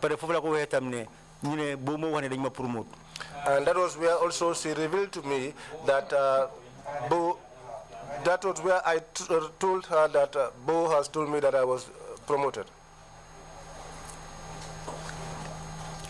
The second question is, mile 2 you said while you were in mile 2, NIA. pardon me, at the NIA, the 3 nights that you spent at the cell, you were completely naked. Hana si panel biñ la dugaloon hana ñëpp d'accord ne nañ la def naked nda amuloo kenn koo xam ne dina wax ne ñu bàyyee la sa yére. Did anyone amongst the panel object to you being put in that naked condition, or did all of them actually agree that you should be made naked? Panel bi daal lu ma mën a discover si ñoom. What I can discover from the panel, buñ ma doon dóor bañ ma dóor fii ba ma daanu bañ ma naked ba ñu ma dóor.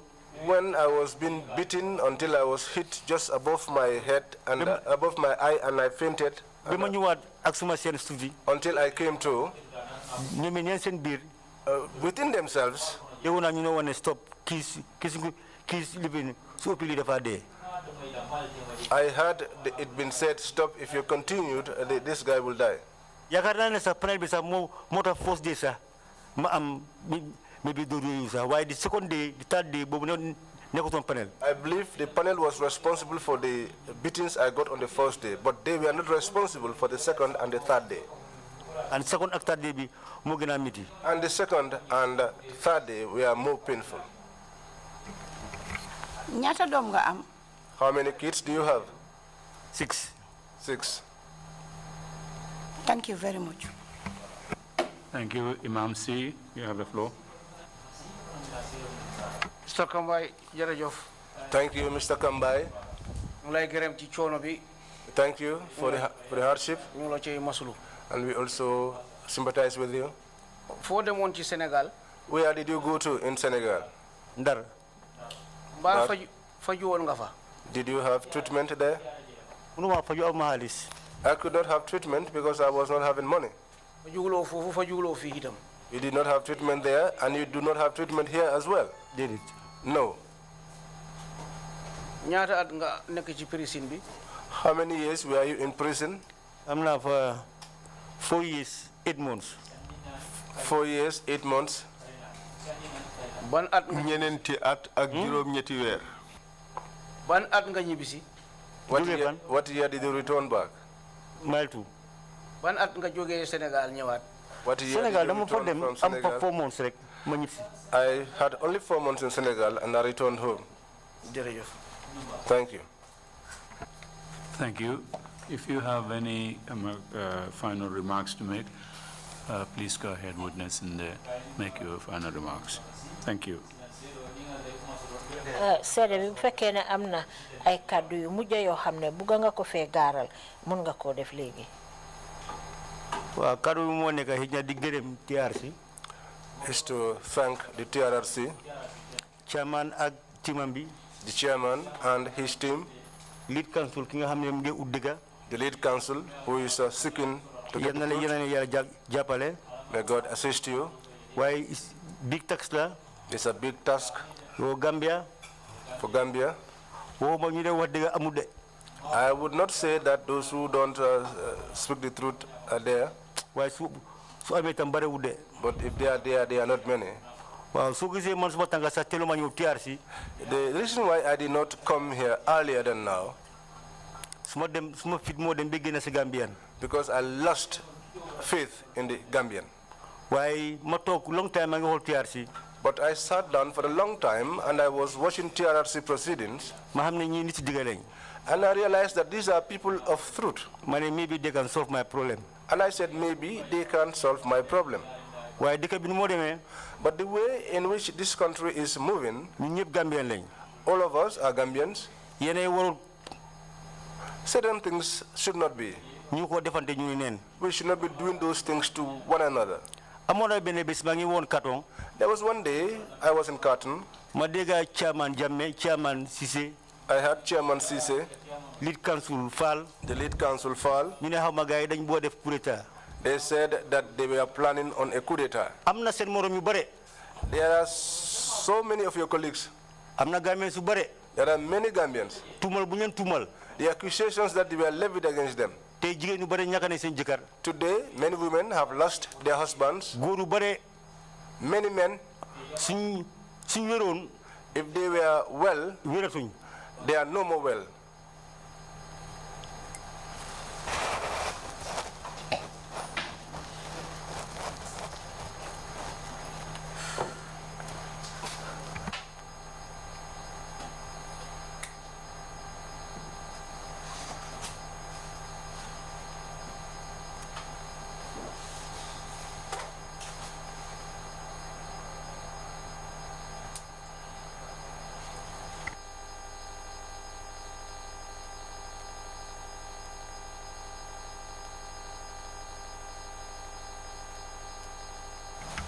Thank you very much, Mr. Kambai.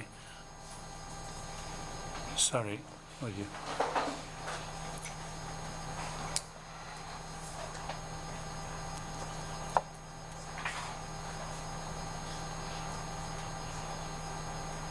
Mr. Kambai, I'm sorry about this. If you want to take 5 more minutes and you come back and finish, we can give you that opportunity. Otherwise, we can end it here as you have suggested. But think about it and make a choice. Mr. Kambai, mënon nañ la jox juroomi minute rek ba nga dal nga delu ci waat waye ba tay tam mën nañ ko émalé fi rek comme niñ ko xalaté légui nak xélatal ñaar yoyu ban nga ci def.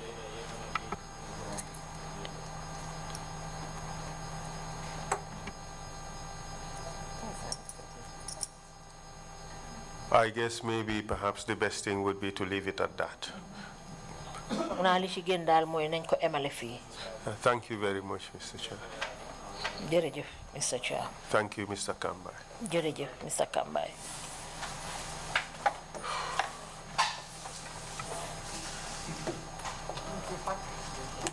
Are you ready now? Shall I? Yes, Mr. Chair. Rule? Okay. Yes. Okay. Yes. Again, thank you so much, Mr. Kambai, for coming to testify before the commission. And again, yeah. Mr. Kambai, li nga nango ñoo joxe sa sédé fi ci kanam commission bi. And again, we are truly sorry that we had to endure so much at the hands of NIA agents. Te beneen yoon tam ñu ngi métti lu waat bu baax ci li nga xam ne moo la dal ci loxo NIA. But you were very brave in refusing to sign false statements at the time that you refused. Waaye nag doon nga koo xam ne am nga fit lool jàmbaar nga pour bañ a sign kayit yi nga xam ne lu dëggu nekku ci ñu sign loola ko. I hope all goes well with you and your family. Te maa ngi laa ñaanal jàmm am ci dal la yow yaak say njaboot yépp. Again, thank you so much for coming to the commission. Jërëjëf beneen yoon ñu ngi laa gërëm ci li nga nangoo ñëw fii ci commission bi. We'll now take a lunch break and then resume at 3 o'clock sharp. Thank you all very much indeed. Meeting is adjourned.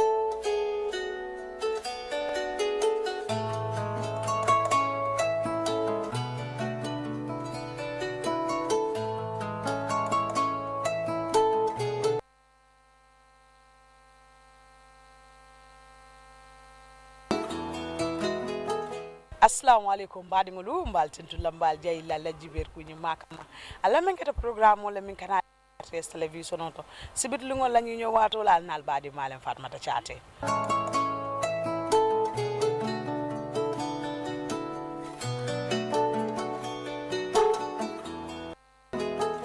Maringol being a minsatale menkara kungol to wallem e kafo bundami National Center for Civic Education NCCE wala be banku be murumuru wala banku be murumuru wala kajo ko musol nim funding ko Gambia banko ka fana yela nyanto ni la simfa nyata nam Gambia banko la tanya kono ani ila simfa nyalu mi yalan ko banku tanya kono ani Cairo sabatin dundo ani ten Gambia banko kan ani ye karandi ku jama lamin yalan ko modol be je malam pour saje ko sini sama ani na Gambia sambanya surtout dindingol ning funding ke wala karan kun bundato atata nyato nyame iyo kan na birika ma janne jon ndo ku nyo Yusufa Bojang wala tata je wala samana molena fa adama bilen alaba bondula arjana bayje anata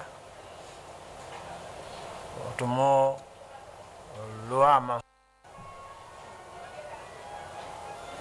because anala muso damalo ata jita kese miyala ala muso jita biri e jita ya kafollo malbije min folo keta wolon tradition wala nata luanyal ene min nata toli e min tara o tradition o fana kuluwo ni majjore bija culture wo biri ate ke nyo tonye e nata luwalo ndite wo luwale kana ni ye mo nyo tonye e molu tomon mi ye to ke mo fulo iste kame nefe so common law nata o common law le bo on o tibabol nata en tol mara e nata statue lo samananka nyen mitunga ata bakele side do memu kuluwoti ani majio ani respect dinnul e nyanta ke balu hormala han alfa ye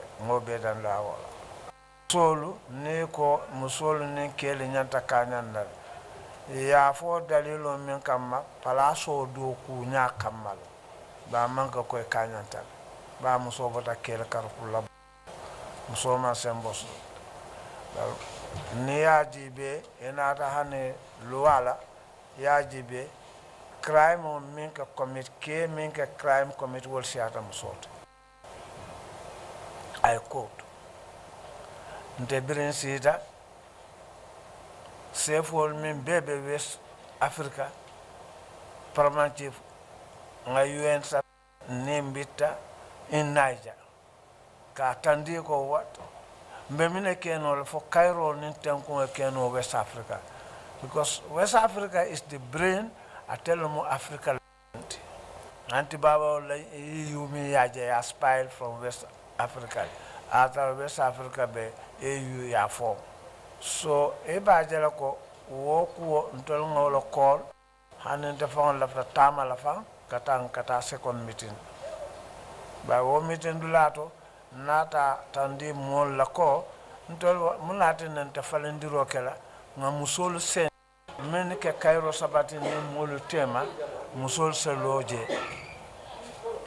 ngajibe because momone mol le tata alfa balu nyen Cairo wolo foro nyanta lola ba Cairo te lo no la ni manyo horoma manyo bunya dinno le nyanta lo na alfa mo minti alfa nyanta lo na dinno mo minti nu nen ke ba nyabule nyakon ntolla wato e ke kundundula ni go san dinno e mansila nu ke ba wolo nyante te londi amal ila sama ke ba la nyante te londi la ate kununjel ina be bi ko sama ila sama nyanto fole so Cairo nen tanku wala fisata fitinot ba dunya fa ku sabada malebije atata nata ku sab menu mo ku sabote wala mo alu alafta ay domorok mo ta sinola nin konkot na ko no fata alafta ay bayodu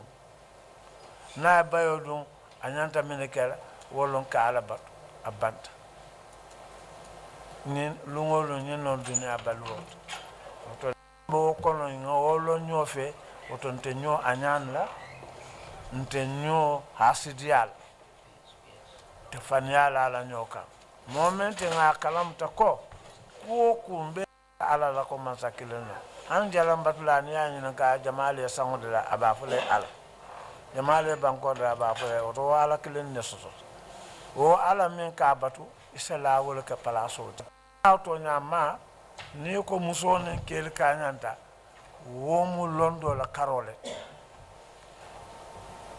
because being kido kumata na ko pam ni la musobe sira ni do be kundun lame musobo borla barabina sela dum kamma wala tin na brimbe naija mito wala anko nyanta musol le chusla men nyanta tal fo sa jeno sabatino mota kayro sotala no musolu ko anin fondinkelu wala keloke wala ke dokuoke wo bebe fonninkel la ka so fonninkel fana e nyante hak la nyotole ye dabo hasidiato ye dabo fanya foto because ne kuma fo moma amanka sonte ye wuli ale fa dunya balu asutiata bar se fol fana titala no without alcohol bawo adam bira nata jang law is not necessary but a more sort of min ko wolle be nyato so alcohol bi je wolon tradition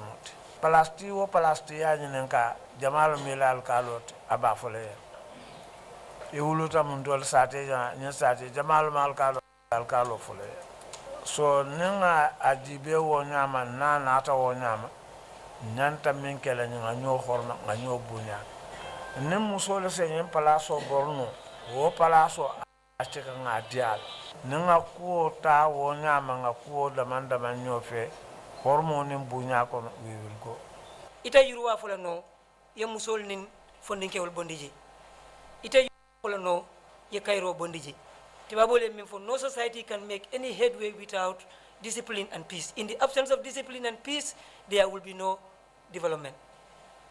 Kairo ning kulu pamajiyo koma ni wo mantra dawoda ita yuruwa ning yuruwa sotonola wala anin Kairo sotonola woto National Council for Civic Education ngalonko ibe loring bundal to miya lonko kajandi kafuta molla tunolto birin na banta balto na satewolto na tunolto kaje ko yuruwa nyanta sotonola nyaadi la minum yuruwa de minum Kairoti kantu Gambia Paraman Chief yafo Yusfa yafo chairman o yafo ni na da Gambia jibe ika kill the smiling coast of Africa ima kill kensenke Gambian coast lo yenyo saba bar ni yake daminto aka ika dandi wala to imela political affiliation jibe imela CGB imela ado jibe e mandino jibe ika Gambia laje oto wo Kairo mimbe Gambia dukare mbe dandro kala molla mbastar len tol politician no lela ani politique be Gambia kata executive olom president on ala multi kana to the last man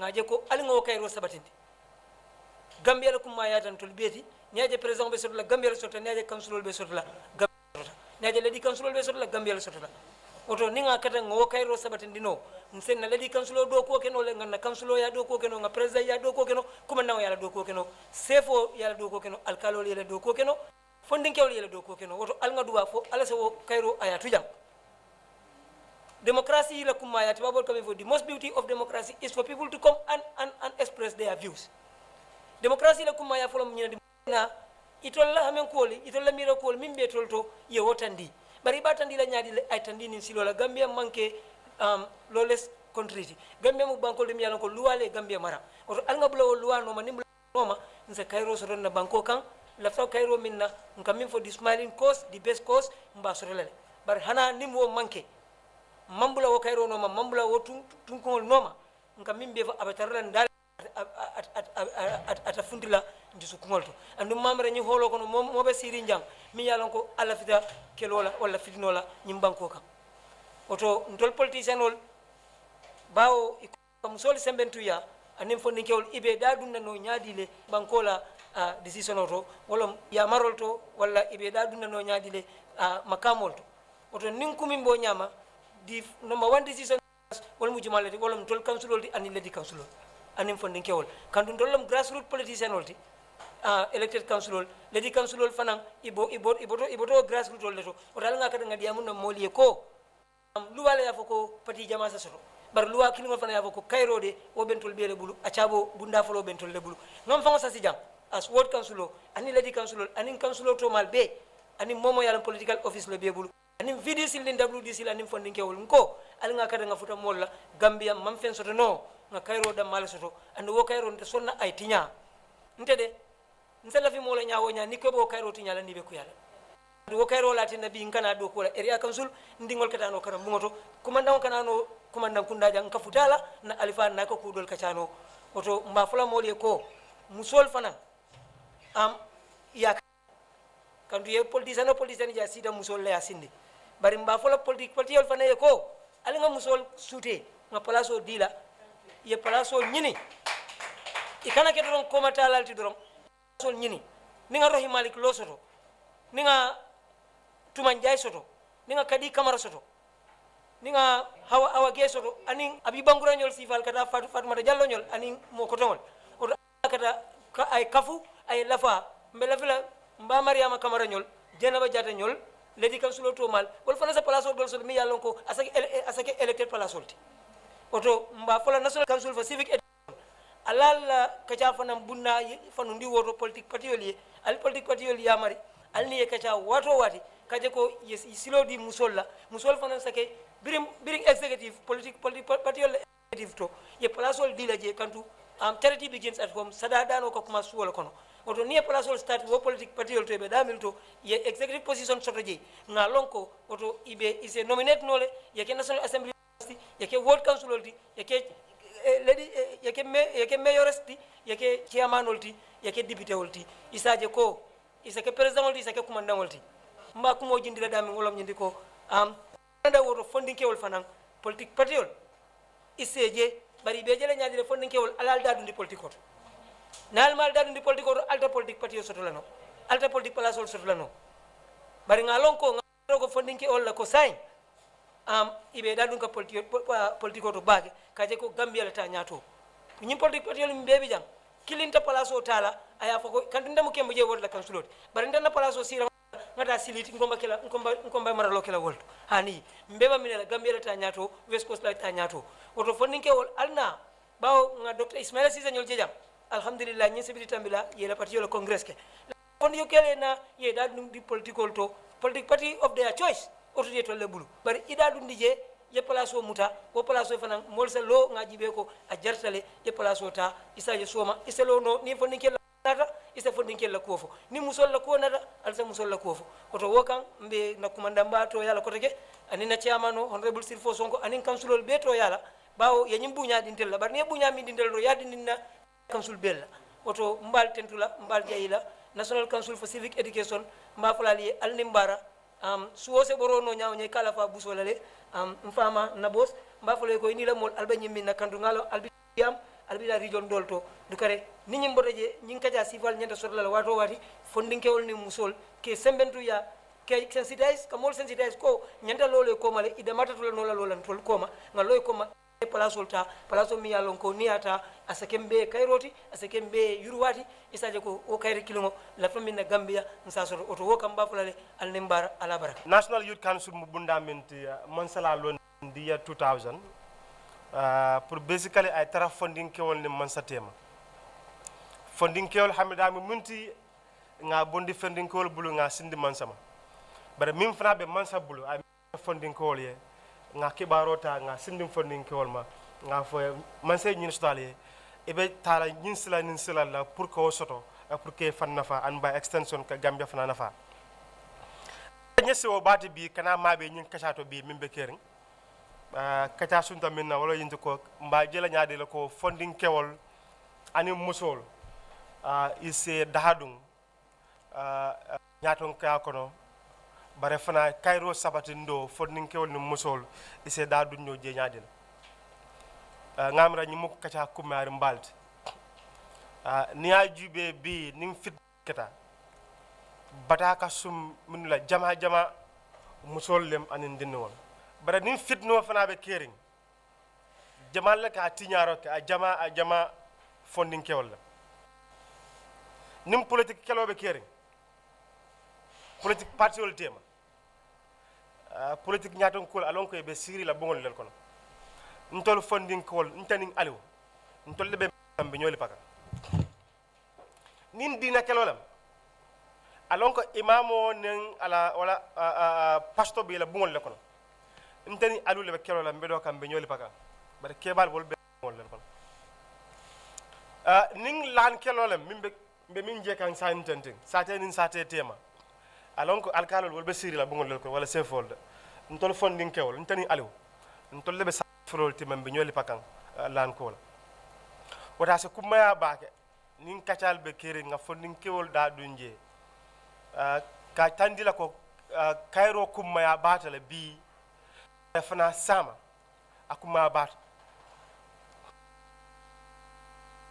mbi ko kaca kono fo ngak fondin ko le dabla kaca kono ka joko ya kayro la kumaya lom bi ani ina se tano ya long foni ke bata sama ci ta place oldo isa long ko kayro kumaya ta bak adanga mera nyin kaca sifalle ba tinna lay sa long nga kebal fenan nga sinde ya kunun jele biije ye na fonnin ko wol yamar ise muneke no bi nin sama ka joko kayro ya sabatinde ngamra kita ko mata bak nin ko politiko fonnin ko wol fo dunje anu ngamra tol ata level of a council kanyum fana foje bak ko nin lafta ngatara nyaton ka position to fo nganda dum politique party to nin ko kebale si ye kelo ko fo nyaton ka soto brin kelo be kere ni ko ma jube bu kanje itata foy sita marlode nko ngana ntol fondin kel nga place tay block no ata kenola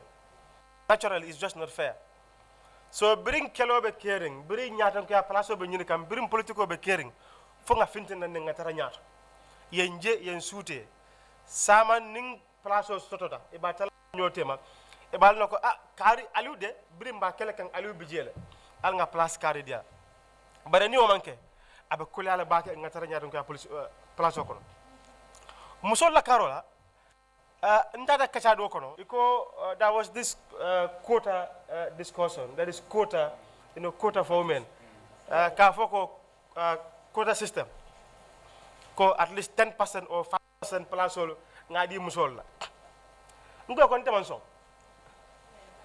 holo bien jibe nat ne man so ngo ko dalilo be mblo nin carte fay be kire chebe wo ni ya calculate 60% or more mini carte fay musol right or wrong so mnati mune ba tinna mbe 10% lola musol yeje dalil jama kan if 60% of those voting musol dalil jama kan mbe 10% landila musol ye for what reason if 60% of those voting are women so gamra ko kango nyimbe musol bulu you have to decide and left a minna if you want a 60% or a 100% about a little block on you take the bold decision but a mamira etc searing and then 5% for me it's like sadalen it's like charity they are giving us charity of 5% or 10% ntaman songal I believe the decision about a little block on you have the numbers use those numbers and decide. Unfortunately, the constitution not allowed to have a youth party or a women's party. You cannot have a party and name it youth party or a party and name it women's party. Unfortunately, what I can that's practically not possible, it's not allowed. But it's important when the votes are used and then we decide. And we encourage our own women to stand among the parties. Nga karte faye mba continue ka joko nyin kata sifal mba support la nga sembentu ya kado nga joko abentol lal nafala as a council akana do ko lel sonyandi tundol kono so satel lemba me solo ko nyin kata sifal nga support bari nyimbe fanna fula awle made fondinkel ani fanna musul bani ko kaydo sabati ay fondinkel male ay muso fanna male nyimo fulo wollen ko betel du sudu gambe janten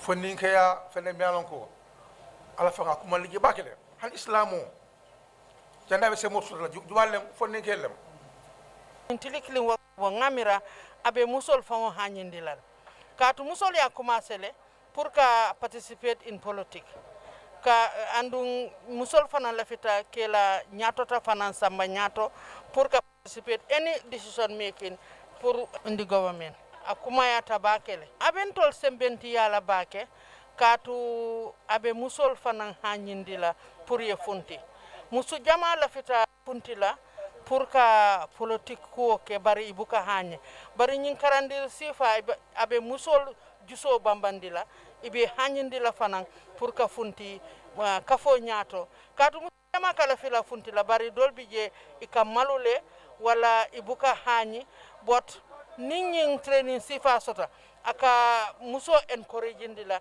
aka sembo fanandiala aka courage fanandiala pour ay lo politiko ni boroto mbadi ngol ni fo nyande bitale ni mutana men ketabe tentenale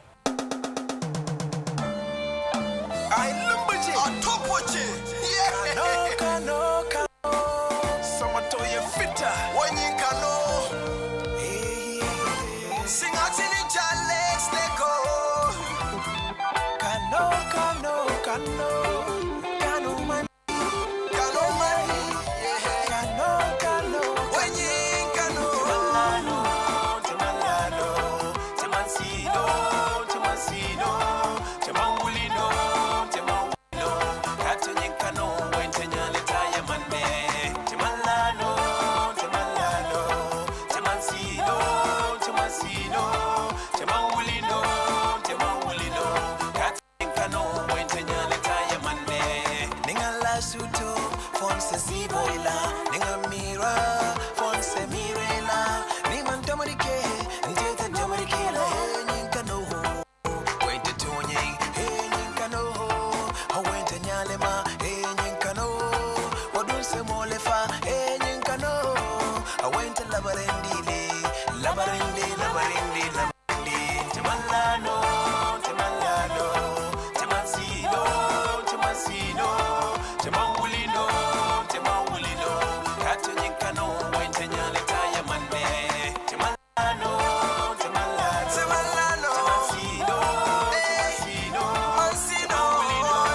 temangulino wulkato nyinkano wente nyale taya mande ninjamani labankano mimankoi soldati ninjamani labankano toy nimankuno kanola kano sekule kan nimankutude kano to kano sakule kan alla ninjamani labankano na meje maje ni maja meje kano soldati ninkano to wo kano sifanda te woto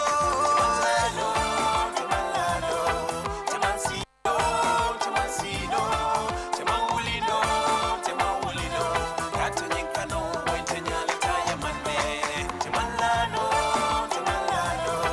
temansino temangulino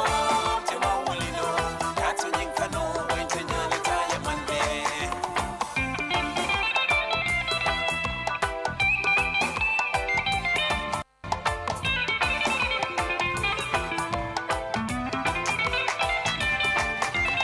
nyale mande nyinkano inte nyale mande nyinkano inte nyale mande nyinkano inte nyale mande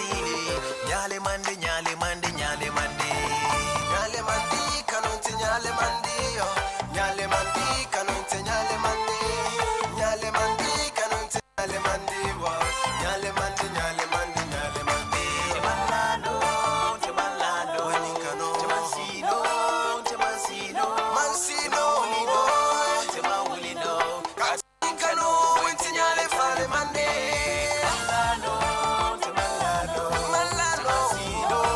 temasino temangulino kati nyinkano wente nyale taya mande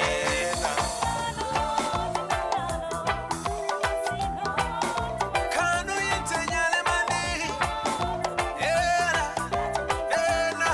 ayente nyale mande ntebe fala mirola tema sabarino kanu bente fala alawo ayente nyale mande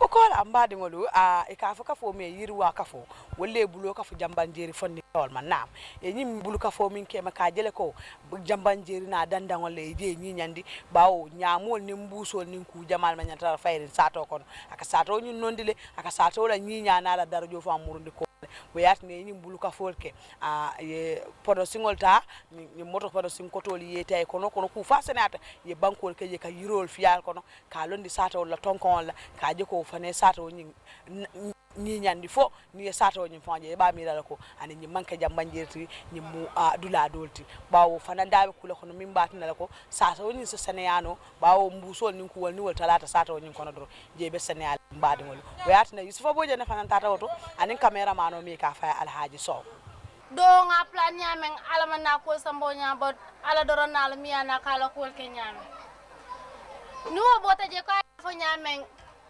nyin ka fo mo ka fo di mi alon ka lota sanji sabo ko manto tubabol ka mi yoro ko sango mi ka fa ko 2018 on the 12th of September nyin ka fo lota wala ndol mu karam ta di ngol lati mi yalon ko nsafo ngana nursery ke nyoka bota je ntada primary mutata fonga na junior school complete atani jammanjel sansan kono o complete ko la ntada fonga na grade 12 bang nata fa ko tumara ami nan tol mu karam tadi ngoyde wayna ngana ngam bulol la nyokan nganna sate develop ka fola na nyokan ka fo dingol lak na kana beng anin kanyin ka folo malo pour ka nganya kon tol mu karam tadi ngol la mi yalon ko graduate ta nyola but instead ngalola pour que jammanjel develop niaje ngalo ka jammanjel develop katun ko funding kemerangol wala ka banko do kuno funding kemerang wala kela sate do kuno wata nin tol mu funding keldi mi yalon kon tol be mo hanni manka fulangol te boron tol be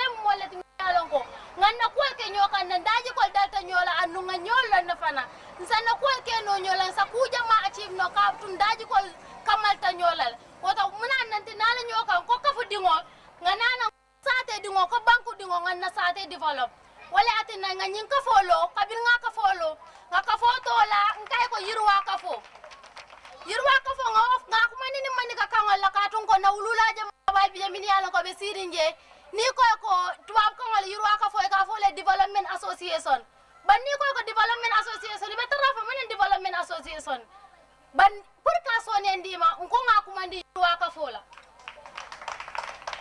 kumando yirwa ka fola aton itanin tami yalon kon tata karamuta nga abc karang ni kon tale yirwa ka fo mba fula ko ha yirwa ka fo way min english ka wala development association ban ni ko tale ko development association be jahalal wala na pour ko nyin so ne yandi ndol ni tol be nata fo ko yirwa ka fo ni mandi ka kangola isajin tol sa ma sa so ne tol bloko sa tol fanam blokon kabir ka fo lota nga ku jamal ke bari ngaji ki nyina kata activity foloto njifulawa tutol mi yalon ko wala bulatan na do ko kono fo bi ale futani nyim bengo mi yalon ko mbanko mbo fulawa tuto mba inaugurate ka nyin ka folota pour ay objectif jamal la soto abol ko na ka sate develop ngaji ki ninga sate development o den tan sate damal ba bitala fo kan na banko fo develop o kamale na ka folota abe nyimbe ke ka ni jambanjel mu dala standi kunu ay dala silul la fa kan sa jamanjel gada dala standi lullede so wo mu doku kende balde andum fanan alkalo to yala mbala fila pour ale continuer o doku wala nal sulata mako ro mako ra sate la karola alkana ngoma fanal nin sate se kachanole wala na sate vdc soto dc be tarraje la pour kaje ko kafundi lo da sate kono jam ila nyantolom pour yal mako pour allah tamin sodala alsa soto no sate so wo kola fanan bawo mbega tambi jankalje nka do ko nyinje anu na korosiro ka futaje so alkalo to yala be kontondiro folo sambala minka wolon Mr. Bajiti baon ka every weekend ana akala time to je with all his efforts akana ka join alkan ani mo kilingol midu fanan ka wato soto pour kana kay so wom kuleti mi yalon ko akontano warta bakel but fana another advice me min dila comme like nyanda kalon ko jambanjel is kind of developing rapidly jambanjel be yirwa kam bakele siola karola ni akoro si jambanjel kono dama pa estate ol minu bidan tangoda ko diwolal so they are all coming to join us in jambanjel so nina institution sol mam bambang avec la sadel mi ango tomorrow te nyomaralano Alani initiative is very excellent. Awana momo nata jaiba understand ko jambanjel ka fol bijanne. Mari ba faham la ko jambanjel ka fol bijana ta kala dronga na dro min diata nya dronga ngata. So wo kuma ya batale anu alkana jutala nal sa no fang bawo nga tisatol jube nga do fananje hands in glove nke fanana activities will follow back especially through social media anon kaje at some point it's like albe kala fika ku kilingol ke dal so it will be very important nalka si alka kacha so that conflict of interest will not come alka join panitol if they want to lead in agriculture ale ajibe say fasano nyami if you people want to lead in health if na ajibe sal fasano nyami that way wajala albe mo be sotola nole it's not like tired the same thing fonye other fanale nale the same thing fonye so ba nale ñoo coordinate no ale minke anyabo wara batale because until jannatul be ka wulu jambanjel bi janne but nobody was able to come up with such initiative at all last start so I wish alia continue no so another part of my advice is bal ko yiriwalon anu yiriwa mon koleada yiriwado that is sustainability ale min kumas alba continent la no nyaadil ale yiro le fi they need things to live follow they need water every day so alnya make sure la ale si ale wol be la nyokan nga nyin yiriwa min kumas aba continent la nyaadil abe laban na nyaadil not like nga yiro le fi nyinang jaar nga tare fata and then some of the that will come up like Giele Mansoto or Jambandole Mansoto. No, you need to go back and sit together as a group. Ali will be kacha ngaje momo se lono dami. Amanke jirwa ka fo damma. It only in start le drombari ya start sate mumele. So nalta dal sita ali o kachano then salon sa ni jirwa min kumasta. Abe tala nyonya le fo diamond. Amanta kala dronka fa kumasta nyinane jara. Kanatol beta da bawo dolmu musol letal kono. Dol stano foot wala outside jambanjeli kambandi wala bal kono dol se tamano le dol se cordal so do lado do mi manke jambanjeli but momo bina lal no kan amanta kala ka kumas aba continent dilal so that's what I'm going to advise you I make sure the sustainability plan way very clear so that also mobile support soto no ba wato ta dala ba ke mbe fonnin kelu mbe tentula mbe jayila ilbe kata ko min kan jammanjeli kono ngeten tu ngeta yala ni mira jammanjeli kunu inata mira jammanjeli bi woto alhamdulillah rabbil alamin ale fanko min cika pour ka jammanjeli sammanyato alama wakala continue tati alani rasulu horomoto yo mbal be kon don ato kon don safada assalamu alaikum wa rahmatullahi ta'ala wa barakatuh nyimmo sengola ale min jeten nke bondile fo kotu ba kote bi nga waleta nga banko kono nga fulawa fiya kono nga penturo akanyinya woto woka itandina le ko yara fanga fengo dolu fay imanya na fayla hani ka bin sene fa soroje nyin ka fo be o kekande fula nyango reusing wolam ya min fay ya senkan imuna fanga ko tanke min fayta na samanan abin nafaka hani kabi sabanyango ikamin fo decorating olom ka nyinyandi na nyango na flower ke je mi alon ko killing abeti ada pour nyala dolu pour asero dolu bien pour tumboli esia tumboli mini alon ke kamma ko pour na firi fengolu ibe futundi la nyaadile yiro me wol fana fi kam pour nika anin ase fonyo sanimo dinna bar wobe kola abe kambe wala wulu kan sata kono na jelo ko moli ya mutan fele moli be ma ko e woya etandile ko molu fango ya jelo ko yara fa yurwa mfawale nyanta tambila nyato moli e bulan noma andu ngala bo be kala minati sewo anin kano silan kata wala min yiro la kumaya ni momo ngi ngaja mina mo yiroti ngo ale fem fulele dida ikamin fo animal kingdom and plant kingdom bar ngaje ko yiro abe fanna min do mi warate beti andi ka kawto e kawla fo yiro ale fegol minu deda andon ibe lasilo to ka fumi plants mi warate beti wala mi yiroti woto yirom fegoti mi alon ko alala da fegol kono ankunda mi alon ko wala ka tabiro ke yiro wala ka wara beti pour ka sutiyandi wo yiro wala ka fonyo sani wadinna e ka min fo oxygen wo yiro wala ka carbon dioxide fonyo mi alon ko mansula na banko kam mansula na suolo kono mansula na cordal kono mansula la mbedo kam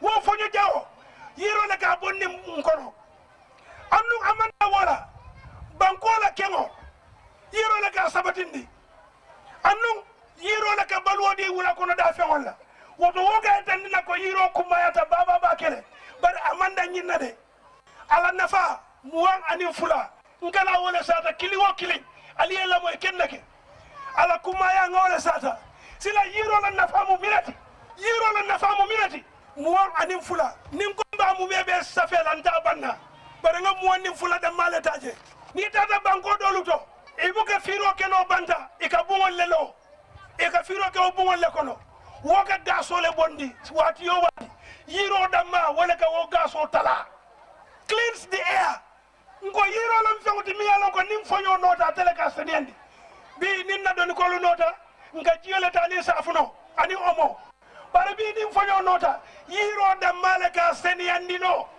yiro damma le ka fonyo seniyandino sabanyango it provide oxygen bini mosa sada atata lopitano to ya landi ika wotan ko minka kunna tolo te ka minka kono ka fole oxygen yiro da mala ka odino dunia fewol be kono yiro da ma tele ka dula subiyandi molbe siri min ko do abetiata ika fa tento bar dal meta siri nyin tento ko do kando salimuta bar yiro nga korosi ku kando warata nyaawnya ateda ma ale atele tombo mi alongo amon fula kurangola amon fula generator ni iba ko do doron aka fonyo sumiyari wodila yiro damma wala ka jiyo sabatindi sama man ko min be keri bor kilina bala wala ka yiro fi yiro damma la ma ko do soto abu wala ko no iroson ni jiborol minu ka sino do tiya ngol la ko sino to yiro damma la ka tankandino ni laftan na jiborol ikana na mbedol tiya ikana silo tiya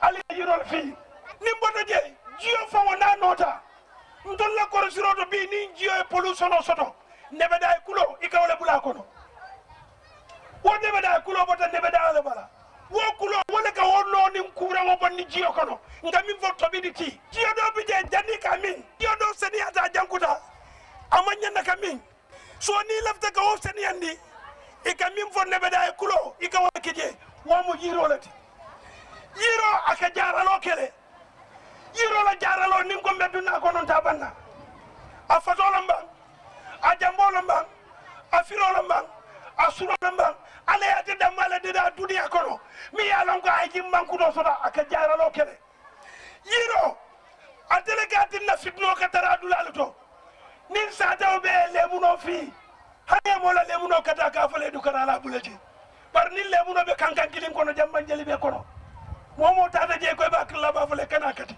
yiro ka fitno le tera banko kan aka fitno le tera sate kono yiro aka dindi wolu tankandi kandi jawla ikamin fo ultraviolet red mi ka bo tilo bala dindi wala balo nin ke bala balo man kili ke bala balo sulata tilo la ka vitamin D la di bar dindi wala bala jato naka tar tilo ko to wati aka mantoro diala yiro damma wala ka dindi wo tankandi wo kuran wala yiro la fana ka tanni la ko sama bantale sama sitale yiri jamala be ngin sada ko no nin ke bali aje non e ka fara al kun kol fita abol ko no malena abol ko no neto ni eje dore jambolu jore be soronga wala baransawo yiro ka taman se on le bonni yiro ka diamu le kon ka diamu nyami yiro ka tamale kon ka tama nyami yiro ka jero ke le kon ka jero ke nyami yiro ke mitre ake sino ake fonyanding yiro mu dafe wala yiro la nafa economic importance ni ajube mbelo rinda mi nyi babaro la be ka bo yiro la bala lolu ka bo yiro la bala yiro tabu lolu jora wala gaminu tanka tabiro lu ke jora gamin tanka senoka be ka bo yiro la bala wo yiro le be manki kan yiro keta tulum fengoti ise bolu je ni yiro siata dula wati tambi de kaba jango mi mejana molu keta tulu wala je ise boja ay podi kaba bulo la e yon ay fiya yiro da malaka oke jumala ko kila hada madi wala jumala be hada madi mutale podi lo aka ye yon afi e fiya bara yiro na siata ise bolu je be selela santo be fiya fa ya kila iba borila yiro da male wono da fenti ti je mi ono yiro wala ka molu ka fudula kile mine yatin na ngafo nyin yiro mi mbota jang soto ba ila modo ja bala ko da ko doy bonon teng doy bonon jana ibe sije kasa grandi wati tamida fonni ke bota jambe ka be wala to woto yiro ka molu ka fu nyomale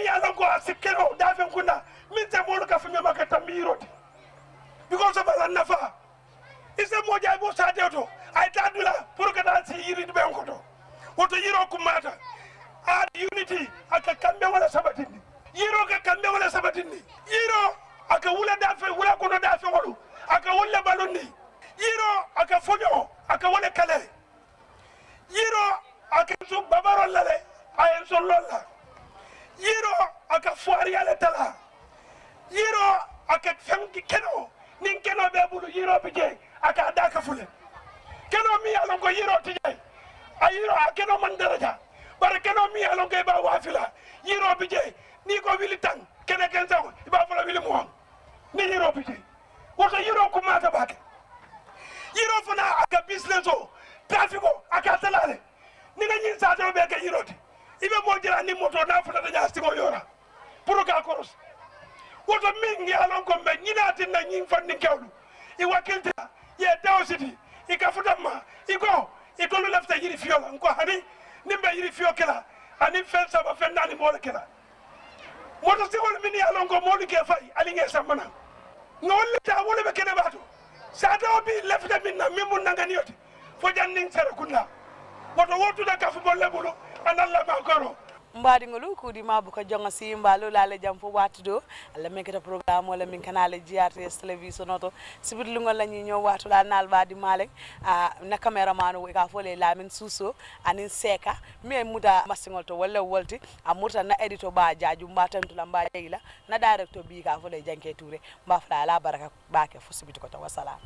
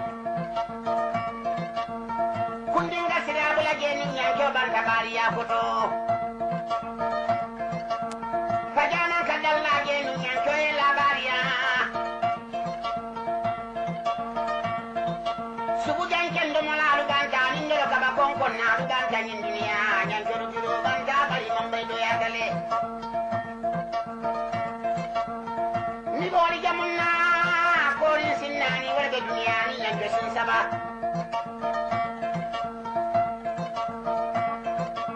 kol mo wada suma tamma finne ani suma tamma koyi kanku tamma ani maran tamma kol wodin tamma mamudu kerke dugala sansama de konkodiya